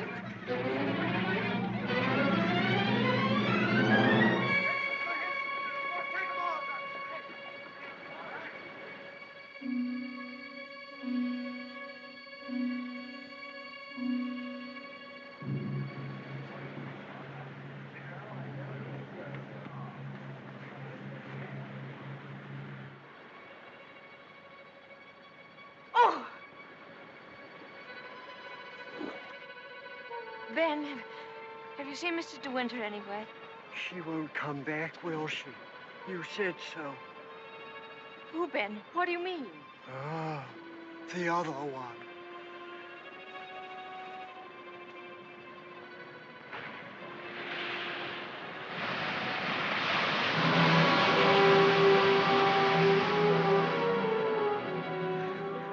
Frank, have you seen Maxim anywhere? Not since about half an hour ago. I thought he'd gone up to the house. No, he hasn't been in the house at all, and I'm afraid something might have happened to him. Frank, what's the matter? Is anything wrong? There is something wrong.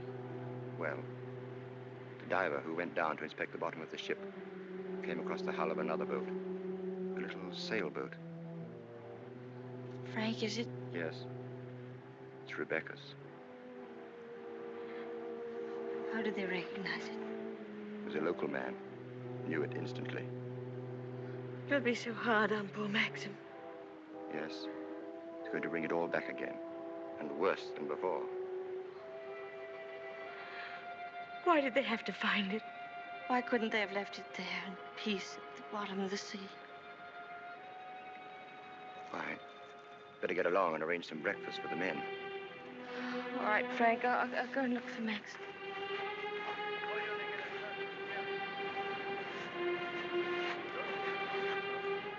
Headed for the reef. Runs out quite a way.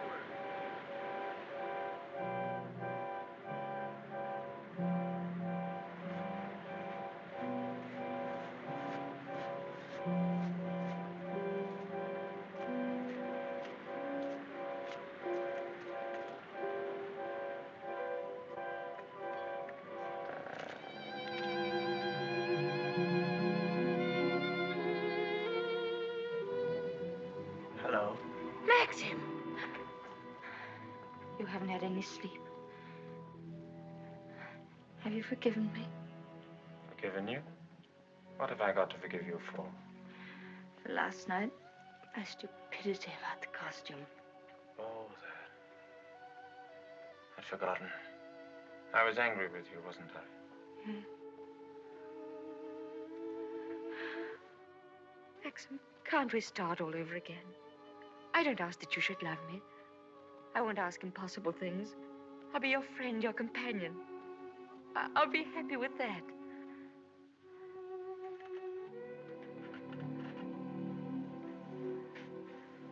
You love me very much, don't you?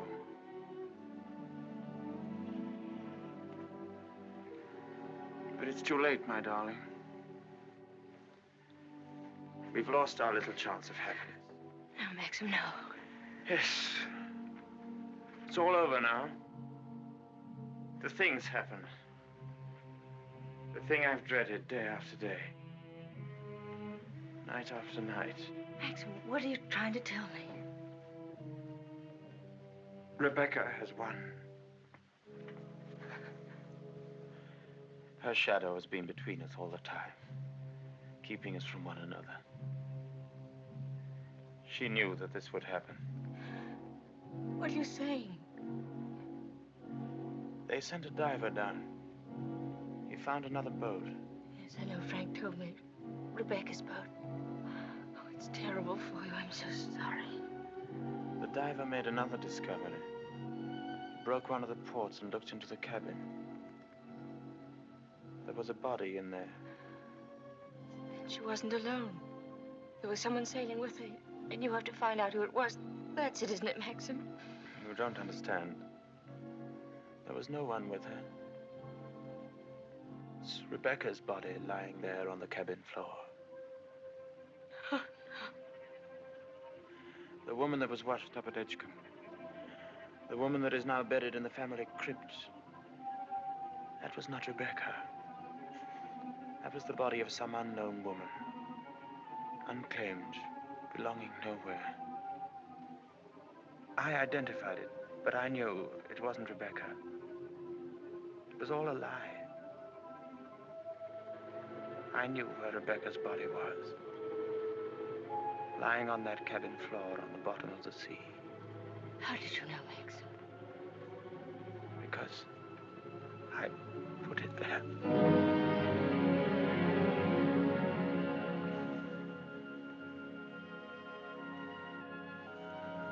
Will you look into my eyes and tell me that you love me now?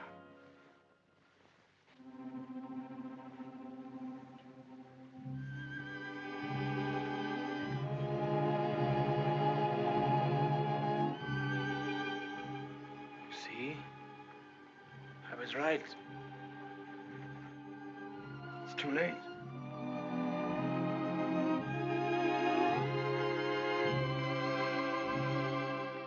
No, it's not too late. You're not to say that. I love you more than anything in the world. Oh, please, Maxim, kiss me, please. No. It's no use. It's too late. Oh, we can't lose each other now. We must be together always. No secrets, no shadows. We may only have a few days. A few hours. Maxim, why didn't you tell me before? Yeah, you did sometimes, but you never seemed close enough. How could we be close when I knew you were always thinking of Rebecca? How could I even ask you to love me when I knew you loved Rebecca still? What are you talking about? What do you mean? Whenever you touched me, I knew you were comparing me with Rebecca. Whenever you looked at me, or spoke to me, or walked with me in the garden, I knew you were thinking, this I did with Rebecca, and this, and this. Oh, it's true, isn't it? You thought I loved Rebecca? You thought that? I hated her.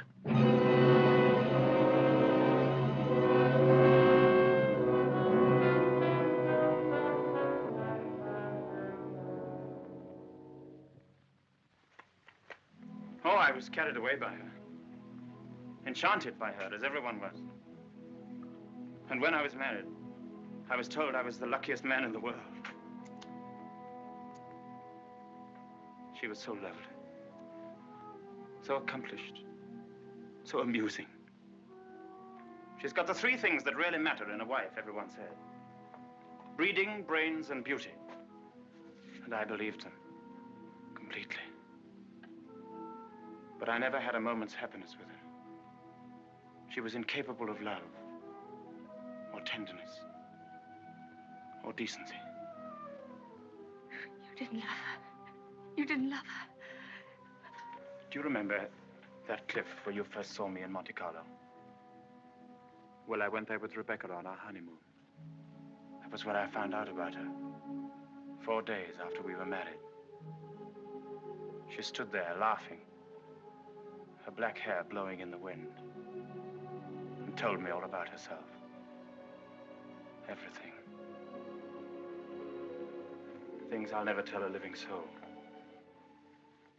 I wanted to kill her. It would have been so easy. You remember the precipice? I frightened you, didn't I? You thought I was mad. Perhaps I was. Perhaps I am mad. It wouldn't make for sanity, would it? Living with the devil. I'll make a bargain with you, she said. You'd look rather foolish trying to divorce me now after 4 days of marriage. So I'll play the part of a devoted wife, mistress of your precious Mandalay. I'll make it the most famous showplace in England, if you like.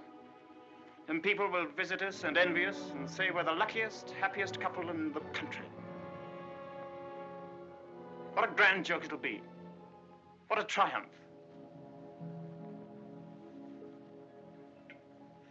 I should never have accepted her dirty bargain.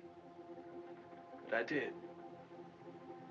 I was younger then and tremendously conscious of the family honor. Family honor. She knew that I'd sacrifice everything rather than stand up in a divorce court and give her away, admit that our marriage was a rotten fraud. You despise me, don't you? As I despise myself. You can't understand what my feelings were. Can you? Of course I can, darling. Of course I can. Well, I kept the bargain, and so did she, apparently. Oh, she played the game brilliantly. But after a while, she began to grow careless. She took a flat in London, and she'd stay away for days at a time. Then she started to bring her friends down here. I warned her, but she shrugged her shoulders. What's it got to do with you, she said. She even started on Frank. Poor, faithful Frank. Then there was a cousin of hers, a man named Favell. Yes, I know him. Came the day you went to London. Why didn't you tell me? I didn't like to. I thought it would remind you of Rebecca. Remind me? As if I needed reminding. Favell used to visit her here in this cottage. I found out about it, and I warned her that if he came here again, I'd shoot them both. One night, when I found that she'd come back quietly from London, I thought that Favell was with her. And I knew then that I couldn't stand this life of filth and deceit any longer. I decided to come down here and have it out with both of them. But she was alone. She was expecting Favell, but he hadn't come. She was lying on the divan, A large tray of cigarette stubs beside her. She looked ill, queer. Suddenly she got up, started to walk toward me. When I have a child, she said, neither you nor anyone else could ever prove it wasn't yours. You'd like to have an heir, wouldn't you, Max, for your precious Manderley? And she started to laugh. How funny. How supremely, wonderfully funny. I'll be the perfect mother, just as I've been the perfect wife. No one will ever know. It ought to give you the thrill of your life, Max, to watch my son grow bigger day by day, and to know that when you die, Manderley will be his. She was face to face with me. One hand in her pocket, the other holding a cigarette. She was smiling. Well, Max, what are you going to do about it? Aren't you going to kill me? I suppose I went mad for a moment. I must have struck her. She stood staring at me. She looked almost triumphant. Then she started toward me again, smiling. Suddenly she stumbled and fell.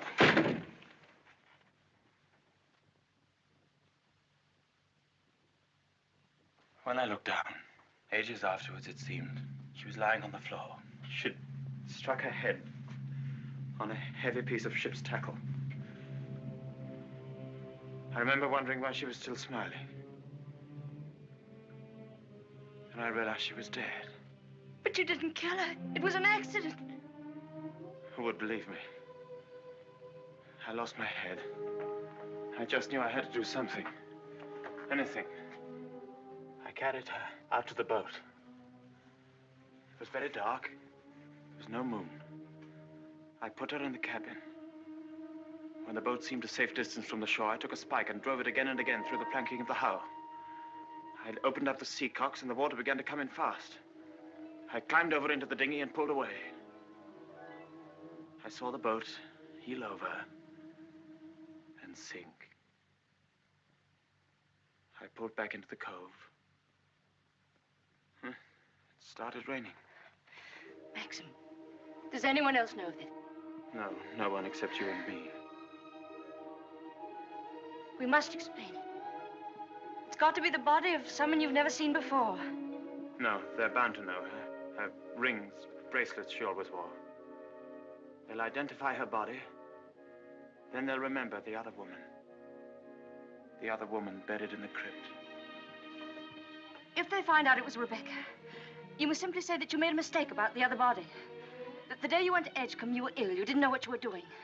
Rebecca's dead. That's what we've got to remember. Rebecca's dead. She can't speak. She can't bear witness. She can't harm you anymore. We're the only two people in the world that know, Maxim. You and I.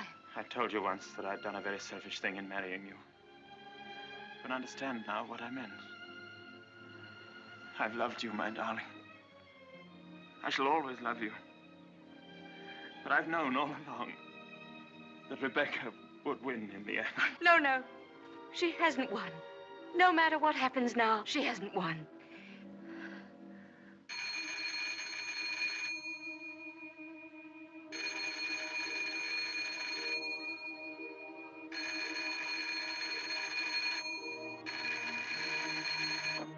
Hello? Hello? Oh. Hello, Frank. Hello, Frank. Yes. Who? Colonel Julian? Yes, tell him I'll meet him there as soon as I possibly can. What? Well, say we could talk about that when we're sure about the matter. What's happened? Colonel Julian called. He's the chief constable of the county. He's been asked by the police to go to the mortuary. He wanted to know if I could possibly have made a mistake about that other body.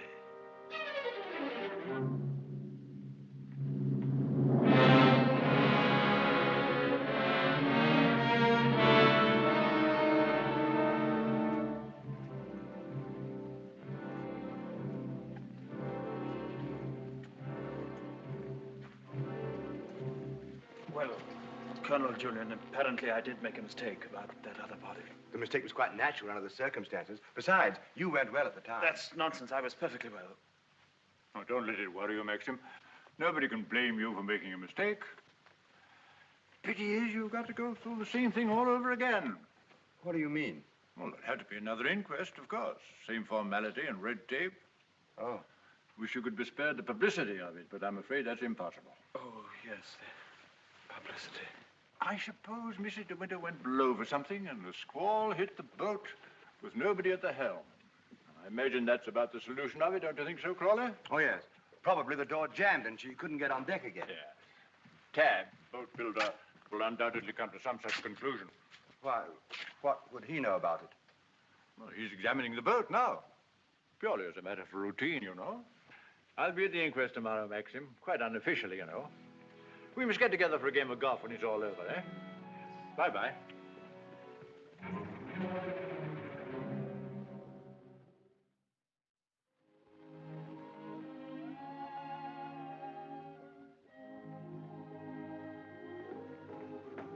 I have the evening papers, madam. Would you care to see them? Oh, no, thank you, Frith. And I prefer that Mr. De Winter weren't troubled with them either. I understand, madam. Permit me to say that we're all most distressed outside. Oh, thank you, Frith. I'm afraid the news has been a great shock to Mrs. Danvers. Yes, I rather expected it would be. It seems there's to be a coroner's inquest, madam? Yes, Frith, it's purely a formality. Of course, madam. I wanted to say that if any of us might be required to give evidence, I should be only too pleased to do anything that might help the family. Oh, thank you, Frith. Why, I'm sure Mr. De Winter will be very happy to hear it, but I don't think anything will be necessary.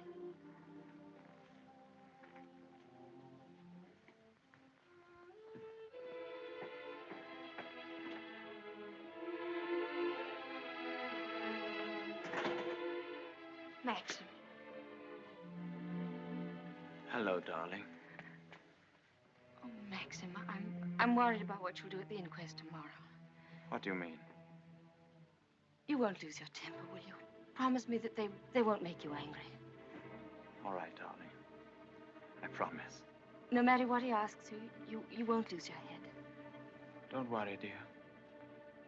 They can't do anything at once, can they? No. Then we've a little time left to be together. Yes. I want to go to the inquest with you. I'd rather you didn't, darling. But I can't wait here alone.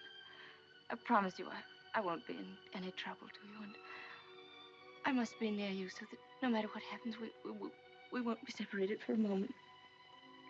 All right, dear.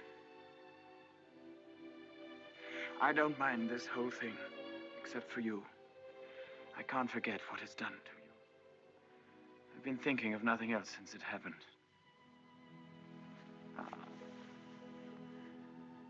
It's gone forever. That funny, young, lost look I loved won't ever come back. I killed that when I told you about Rebecca. It's gone. In a few hours, you've grown so much older. Maxim.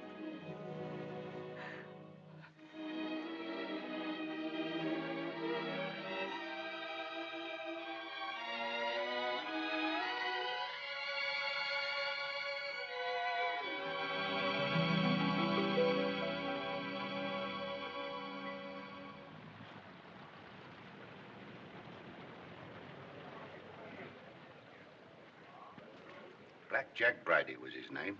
The most important arrest I ever made. It must have been about 2 years ago now. Of course, there was no doubt about it. He was hung a month after I caught him. Hello, wait a minute. They've got old Balmy Ben up now. You remember the late Mrs. De Winter, don't you? She's gone. Yes, we know that.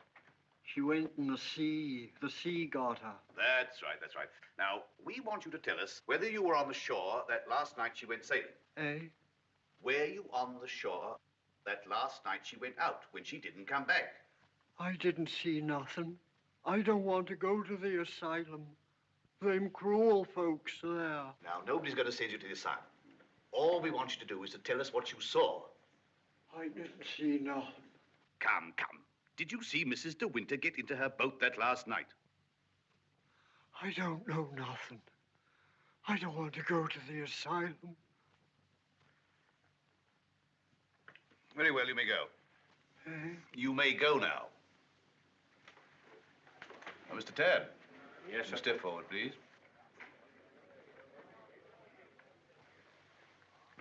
The evidence you give is called to me the truth, the whole truth, but the truth. I do. So help me God. The late Mrs. De Winter used to send her boat to your shipyard for reconditioning. That's right, sir. Can you remember any occasion when she had any sort of accident with the boat? No, sir. I often said Mrs. De Winter was a born sailor. Now, when Mrs. De Winter went below, as is supposed, and a sudden gust of wind came down, that would be enough to capsize the boat, wouldn't it? Excuse me, sir, but there's a little more to it than that. Well, what do you mean, Mr. Tabb? I mean, sir, the seacocks. What are the seacocks? Oh, well, the seacocks are the valves to drain out the boat. They're always kept tight closed when you're afloat. Yes? Well, yesterday, when I examined that boat, I found they'd been opened. Well, what could be the reason for that? Just this. That's what flooded the boat and sunk her. Are you implying? That boat never capsized at all. I know it's a terrible thing to say, sir, but in my opinion, she was scuttled. And there's them holes. What holes? In her planking. What are you talking about? Of course, that boat's been underwater for over a year. And tide's been knocking her against the ridge. But it seemed to me, them holes looked as if she'd made them from the inside. Then you believe she must have done it deliberately? Couldn't have been no accident. Not with her knowledge of boats. You knew the former Mrs. De Winter very well, I believe. Oh, yes. Would you believe her capable of suicide? No, frankly, I would not. You never can tell. You may stand down, Mr. Tabb. Mr. De Winter, please.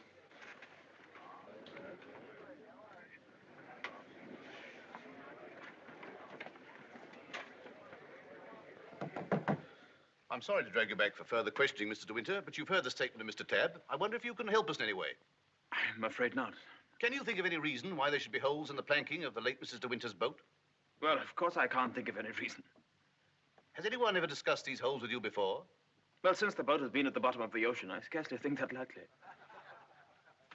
Mr. De Winter, I want you to believe we all feel very deeply for you in this matter, but you must remember that I don't conduct this inquiry for my own amusement. That's rather obvious, isn't it? I hope that it is. Well, since Mrs. De Winter went sailing alone, are we to believe that she drove those holes herself? Well, you may believe what you like. Can you enlighten us as to why Mrs. De Winter should have wanted to end her own life? I know of no reason whatever. Mr. De Winter, however painful it may be, I have to ask you a very personal question. Were relations between you and the late Mrs. De Winter perfectly happy? Were relations between you and the late Mrs. De Winter perfectly happy? I won't stand this any longer, and you might as well know now. My wife, she's fit. She's fit. We'll adjourn till after lunch. Mr. De Winter, I presume you'll be available for us then? I told you should have had some breakfast. You're hungry, that's what's the matter with you.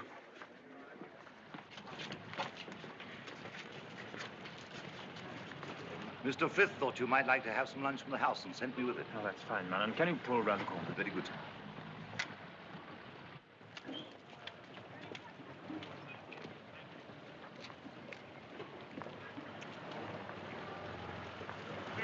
Awfully foolish to have me fainting like that. Nonsense. If you hadn't fainted like that, I'd have really lost my temper. Darling, please be careful.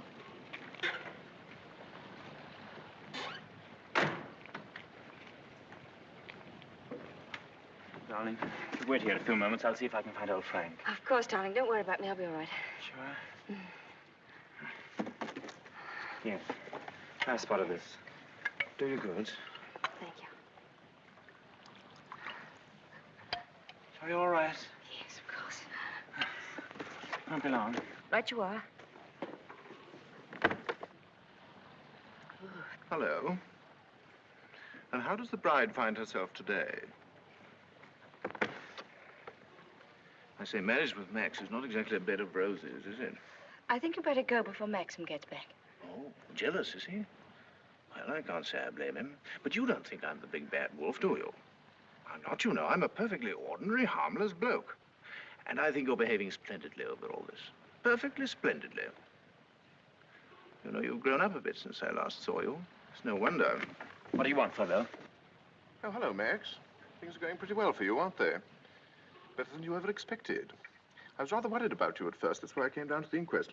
Well, I'm touched by your solicitude, but if you don't mind, we'd rather like to have our lunch. Lunch? I say, what a jolly idea. Rather like a picnic, isn't it? Oh, I'm so sorry. Do you mind if I put this there? You know, Max, old boy, I really think I ought to talk things over with you. Talk what things over? Well, those holes in the planking, for one thing.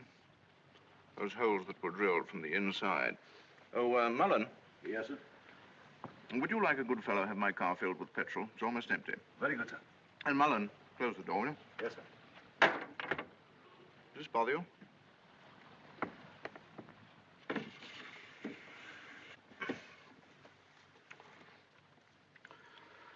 You know, boy, I have a strong feeling that before the day is out, somebody's going to make use of that rather expressive, though somewhat old-fashioned term, foul play. Am I boring you with all this? No? Good. Well, you see, Max, I'm finding myself in a rather awkward position. You've only got to read this note to understand. It's from Rebecca. And what's more, she had the foresight to put a date on it. She wrote it to me the day she died. Incidentally, I was out on a party on that night, so I didn't get it until the next day. And what makes you think that note would interest me? Oh, I'm not going to bother you with the contents now, but I can assure you that it is not the note of a woman who intends to drown herself that same night. By the way, what do you do with old bones? Bury them, eh, what? However, for the time being... You know, Max, I'm getting awfully fed up with my job as a motor car salesman. I don't know if you've ever experienced the feeling of driving an expensive motor car that isn't your own, but it can be very, very exasperating. You know what I mean. You want to own the car yourself. I've often wondered what it'd be like to retire to the country, have a nice little place with a few acres of shooting. I've never figured out what it would cost a year, but I'd like to talk about it with you. I'd like to have your advice on how to live comfortably without hard work. Hello, Favell. Are you looking for me, Maxim? Yes. Mr. Favell and I have a little business transaction on hand. I think we had better conduct it over at the inn. They may have a private room there. Well, see you later. Find Colonel Julian. Tell him I want to see him immediately. Come on, Favell, let's go.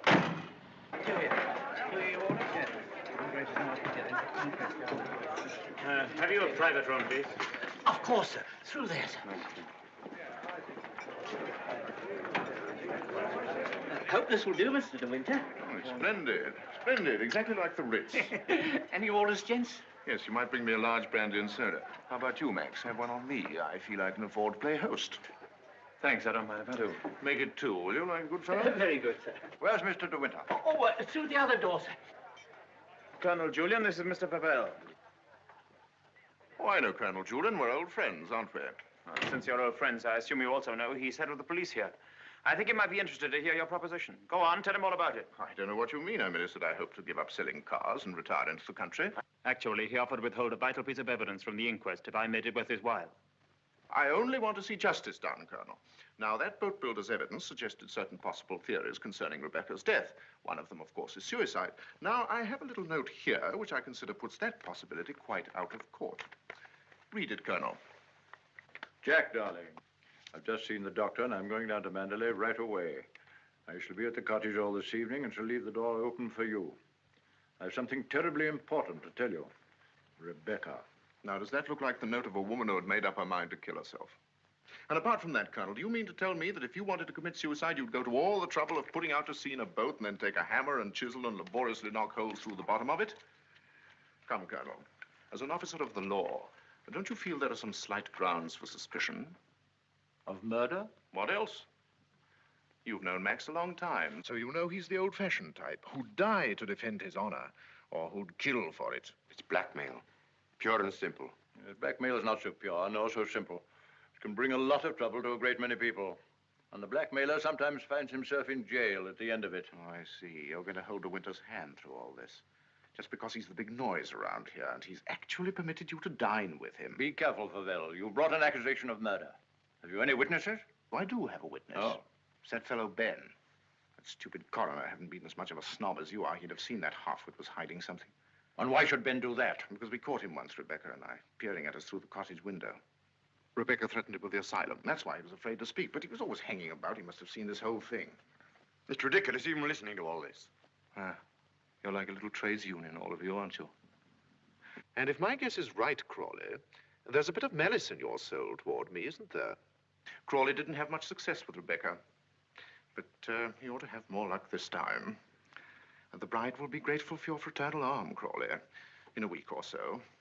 Every time she faints, in fact. DeWinter! Maxim, please. That temper of yours will do you in yet, Max. Oh, excuse me, gentlemen. Now, is there anything else? Yes. You might bring Mr. De Winter a sedative. No, nothing at all. Just leave us. Very good. Now, Favell, let's get this business over. As you seem to have worked out the whole thing so carefully, perhaps you can provide us also with a motive. Ah, I knew you were going to bring that up, Colonel. I've read enough detective stories to know that there must always be a motive. And if you'll all excuse me a moment, I'll supply that too. I wish you'd go home. You ought not to be here through all this. Please let me stay, Maxim. Surely, Colonel Julian, you're not going to allow this fellow to... My opinion of Favell is no higher than yours, Crawley. But in my official capacity, I have no alternative but to pursue his accusation. I entirely agree with you, Colonel. In a matter so serious as this, we must make sure of every point, explore every avenue. And, in fact, if I may coin a phrase, leave no stone unturned. Ah, here she is, the missing link, the witness who will help supply the motive. Colonel Julian, Mrs. Danvers, I believe you know everyone else. Won't you sit down? No offense, Colonel, but I think I'll put this to Danny. She'll understand it more easily. Danny, who was Rebecca's doctor? Mr. De Winter always had Dr. McLean from the village. Now, you heard. I said Rebecca's doctor in London.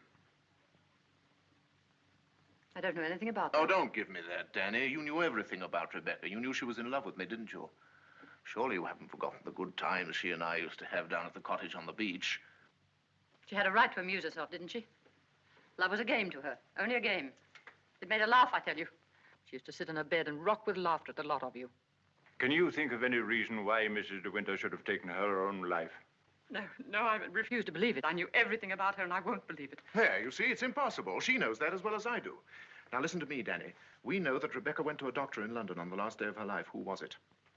I don't know. Oh, I understand, Danny. You think we're asking you to reveal secrets of Rebecca's life. You're trying to defend her, but that's what I'm doing. I'm trying to clear her name of the suspicion of suicide. Mrs. Danvers, it has been suggested that Mrs. De Winter was deliberately murdered. There you have it in a nutshell, Danny. But there's one more thing you'll want to know. The name of the murderer. It's a lovely name that rolls off the tongue so easily. George Fortescue Maximilian De Winter.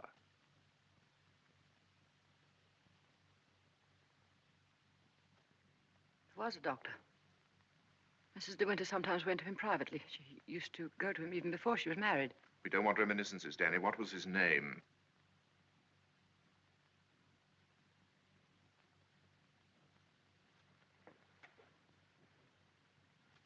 Dr. Baker, 165 Goldhawk Road, Shepherd's Bush. There you are, Colonel. There's where you'll find your motive. Go and question Dr. Baker. He'll tell you why Rebecca went to him, to confirm the fact that she was going to have a child. A sweet, curly-headed little child. It isn't true. It isn't true. She would have told me. She told Max about it. Max knew he wasn't the father, so like the gentleman of the old school that he is, he killed her. I'm afraid we shall have to question this, Dr. Baker. Here. But for safety's sake, I think I'd like to go along, too. Yes, unfortunately, I suppose you have the right to ask that. I'll see the coroner and have the inquest postponed pending further evidence. I say, aren't you rather afraid that the prisoner, should we say, might bolt? You have my word for it that he will not do that. Toodaloo, Max. Come along, Danny. Let's leave the unhappy couple to spend their last moments together alone.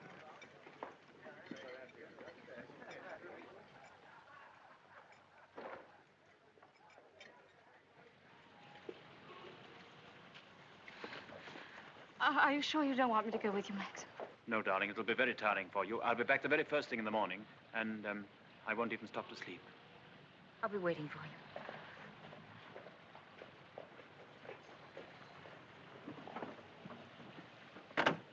Ready, Maxim?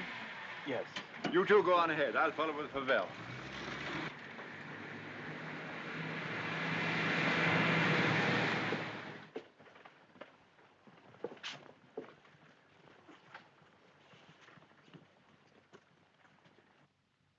Dr. Baker, you may have seen Mr. De Winter's name in the papers recently. Oh, yes, in connection with the body that was found in a boat. My wife was reading all about it. A very sad case. My condolences. No, this is going to take hours. Let me... Don't bother, Pavel. I think I can tell Dr. Baker. We're trying to discover certain facts concerning the late Mrs. De Winter's activities on the day of her death. October the 12th last year. I want you to tell me, if you can, if anyone of that name paid you a visit on that date. I'm awfully sorry. I'm afraid I can't help you. I should have remembered the name De Winter. I've never attended a Mrs. De Winter in my life. Well, how can you possibly tell all your patients' names? I can look it up in my engagement diary, if you like. Did you say the 12th of October? Yes. Here we are. No De Winter. Are you sure? Well, here are all the appointments for that day. Ross, Campbell, Stedall, Perino, Danvers... Danny? What the devil? Would you read that name again? Did you say Danvers? Yes, I have a Mrs. Danvers for 3 o'clock. What did she look like? Can you remember? Yes, I remember her quite well. She was a very beautiful woman. Tall, dark, exquisitely dressed. Rebecca. The lady must have used an assumed name. Is that so? This is a surprise. I'd known her a long time. What was the matter with her? My dear sir, there are certain ethics. Could you supply a reason, Dr. Baker, for Mrs. De Winter's suicide? For her murder, you mean? She was going to have a kid, wasn't she? Come on, out with it. Tell me, what else would a woman of her class be doing in a dump like this? I take it the official nature of this visit makes it necessary for me to... I assure you, we'd not be troubling you if it were not necessary. You want to know if I can suggest any motive as to why Mrs. De Winter should have taken her life? Yes, I think I can. The woman who called herself Mrs. Danvers was very seriously ill. She was not going to have a child. Well, that was what she thought. My diagnosis was different. I sent her to a well-known specialist for an examination and x-rays. And on this date, she returned to me for his report. I remember her standing here, holding out her hand for the photograph. I want to know the truth, she said. I don't want soft words in a bedside manner. If I'm for it, you can tell me right away. I knew she was not the type to accept a lie. She'd asked for the truth. I let her have it. She thanked me. I never saw her again, so I assumed that... What was wrong with her? Cancer. Yes, the growth was deep-rooted. An operation would have been no earthly use at all. In a short time, she would have been under morphia. There was nothing that could be done for her, except wait. Did she say anything when you told her? She smiled in a queer sort of way. Your wife was a wonderful woman, Mr. De Winter. And oh, yes, I remember she said something that struck me as being very peculiar at the time. When I told her it was a matter of months, she said, "Oh, no, doctor, not that long." You've been very kind. You've told us all we wanted to know. We should probably need an official verification. Verification? Yes, to confirm the verdict of suicide. I understand. Can I offer you gentlemen a glass of sherry? Oh, very kind. I think we ought to be going. Thank heaven we know the truth. Dreadful thing. Dreadful. A young and lovely woman like that. No wonder I never had the remotest idea. Neither did Danny, I'm sure. I wish I had a drink. Will we be needed at the inquest any further, Colonel Julian? No. I can see to it that Maxim's not troubled any further. Thank you, sir. Are you ready to start, Colonel? No, thank you. I'm staying in town tonight. And let me tell you, Favel, blackmail is not much of a profession. We know how to deal with it in our part of the world, strange as it may seem to you. Oh, I'm sure I don't know what you're talking about. But if you ever need a new car, Colonel, just let me know. It's impossible to thank you for your kindness to us through all this. You know what I feel without my saying it. Not at all. Put the whole thing behind you. But let your wife know she'll be getting worried. Yes, of course. I'll phone her at once, then we'll get straight down to Mandalay. Goodbye, Crawley. Maxim's got a great friend.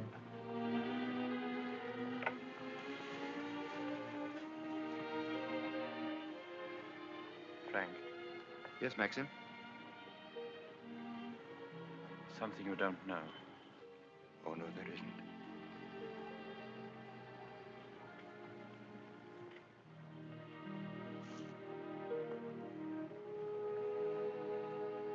I didn't kill her, Frank.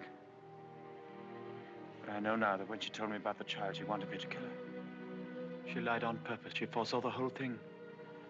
That's why she stood there laughing when she... Don't think about it anymore. Thank you, Frank. Hello, Danny. I just wanted to tell you the news. Rebecca held out on both of us. She had cancer. Yes, suicide. And now Max and that dear little bride of his will be able to stay on at Manderley and live happily ever after. Bye-bye, Danny. This your car, sir? Yes? Will you be going soon? This isn't a parking place, you know. Oh, isn't it? Well, people are entitled to leave their cars outside if they want to. It's a pity some of you fellows haven't anything better to do. When you phoned, did she say she'd wait up? I asked her to go to bed, but she wouldn't hear of it. I wish I could get some more speed out of this thing. Is something worrying you, Maxim? I can't get over the feeling something's wrong.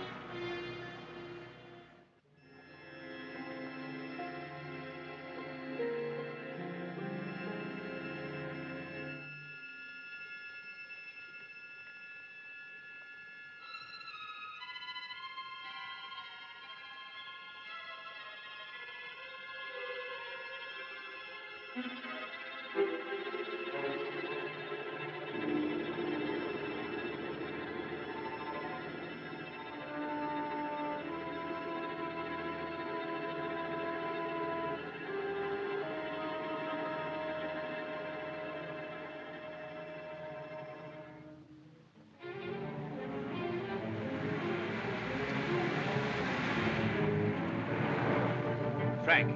What's the matter? Why did we stop? What's the time? Well, this clock's wrong. It must be 3 or 4. Why? That can't be the dawn breaking over there. It's in the winter that you see the northern lights, isn't it? That's not the Northern Lights. That's Manderley.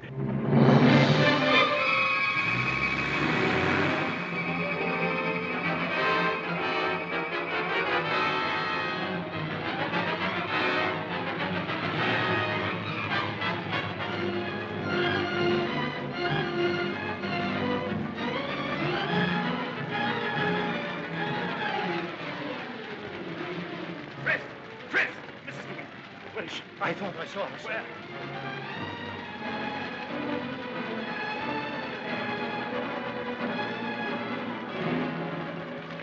Maxie! Thank heaven you've come back to me. Are you all right, darling? Oh, yes. Are you all right? Mrs. Danvers. She's gone mad. She said she'd rather destroy Manderley than see us happy here. Look! The West Wing!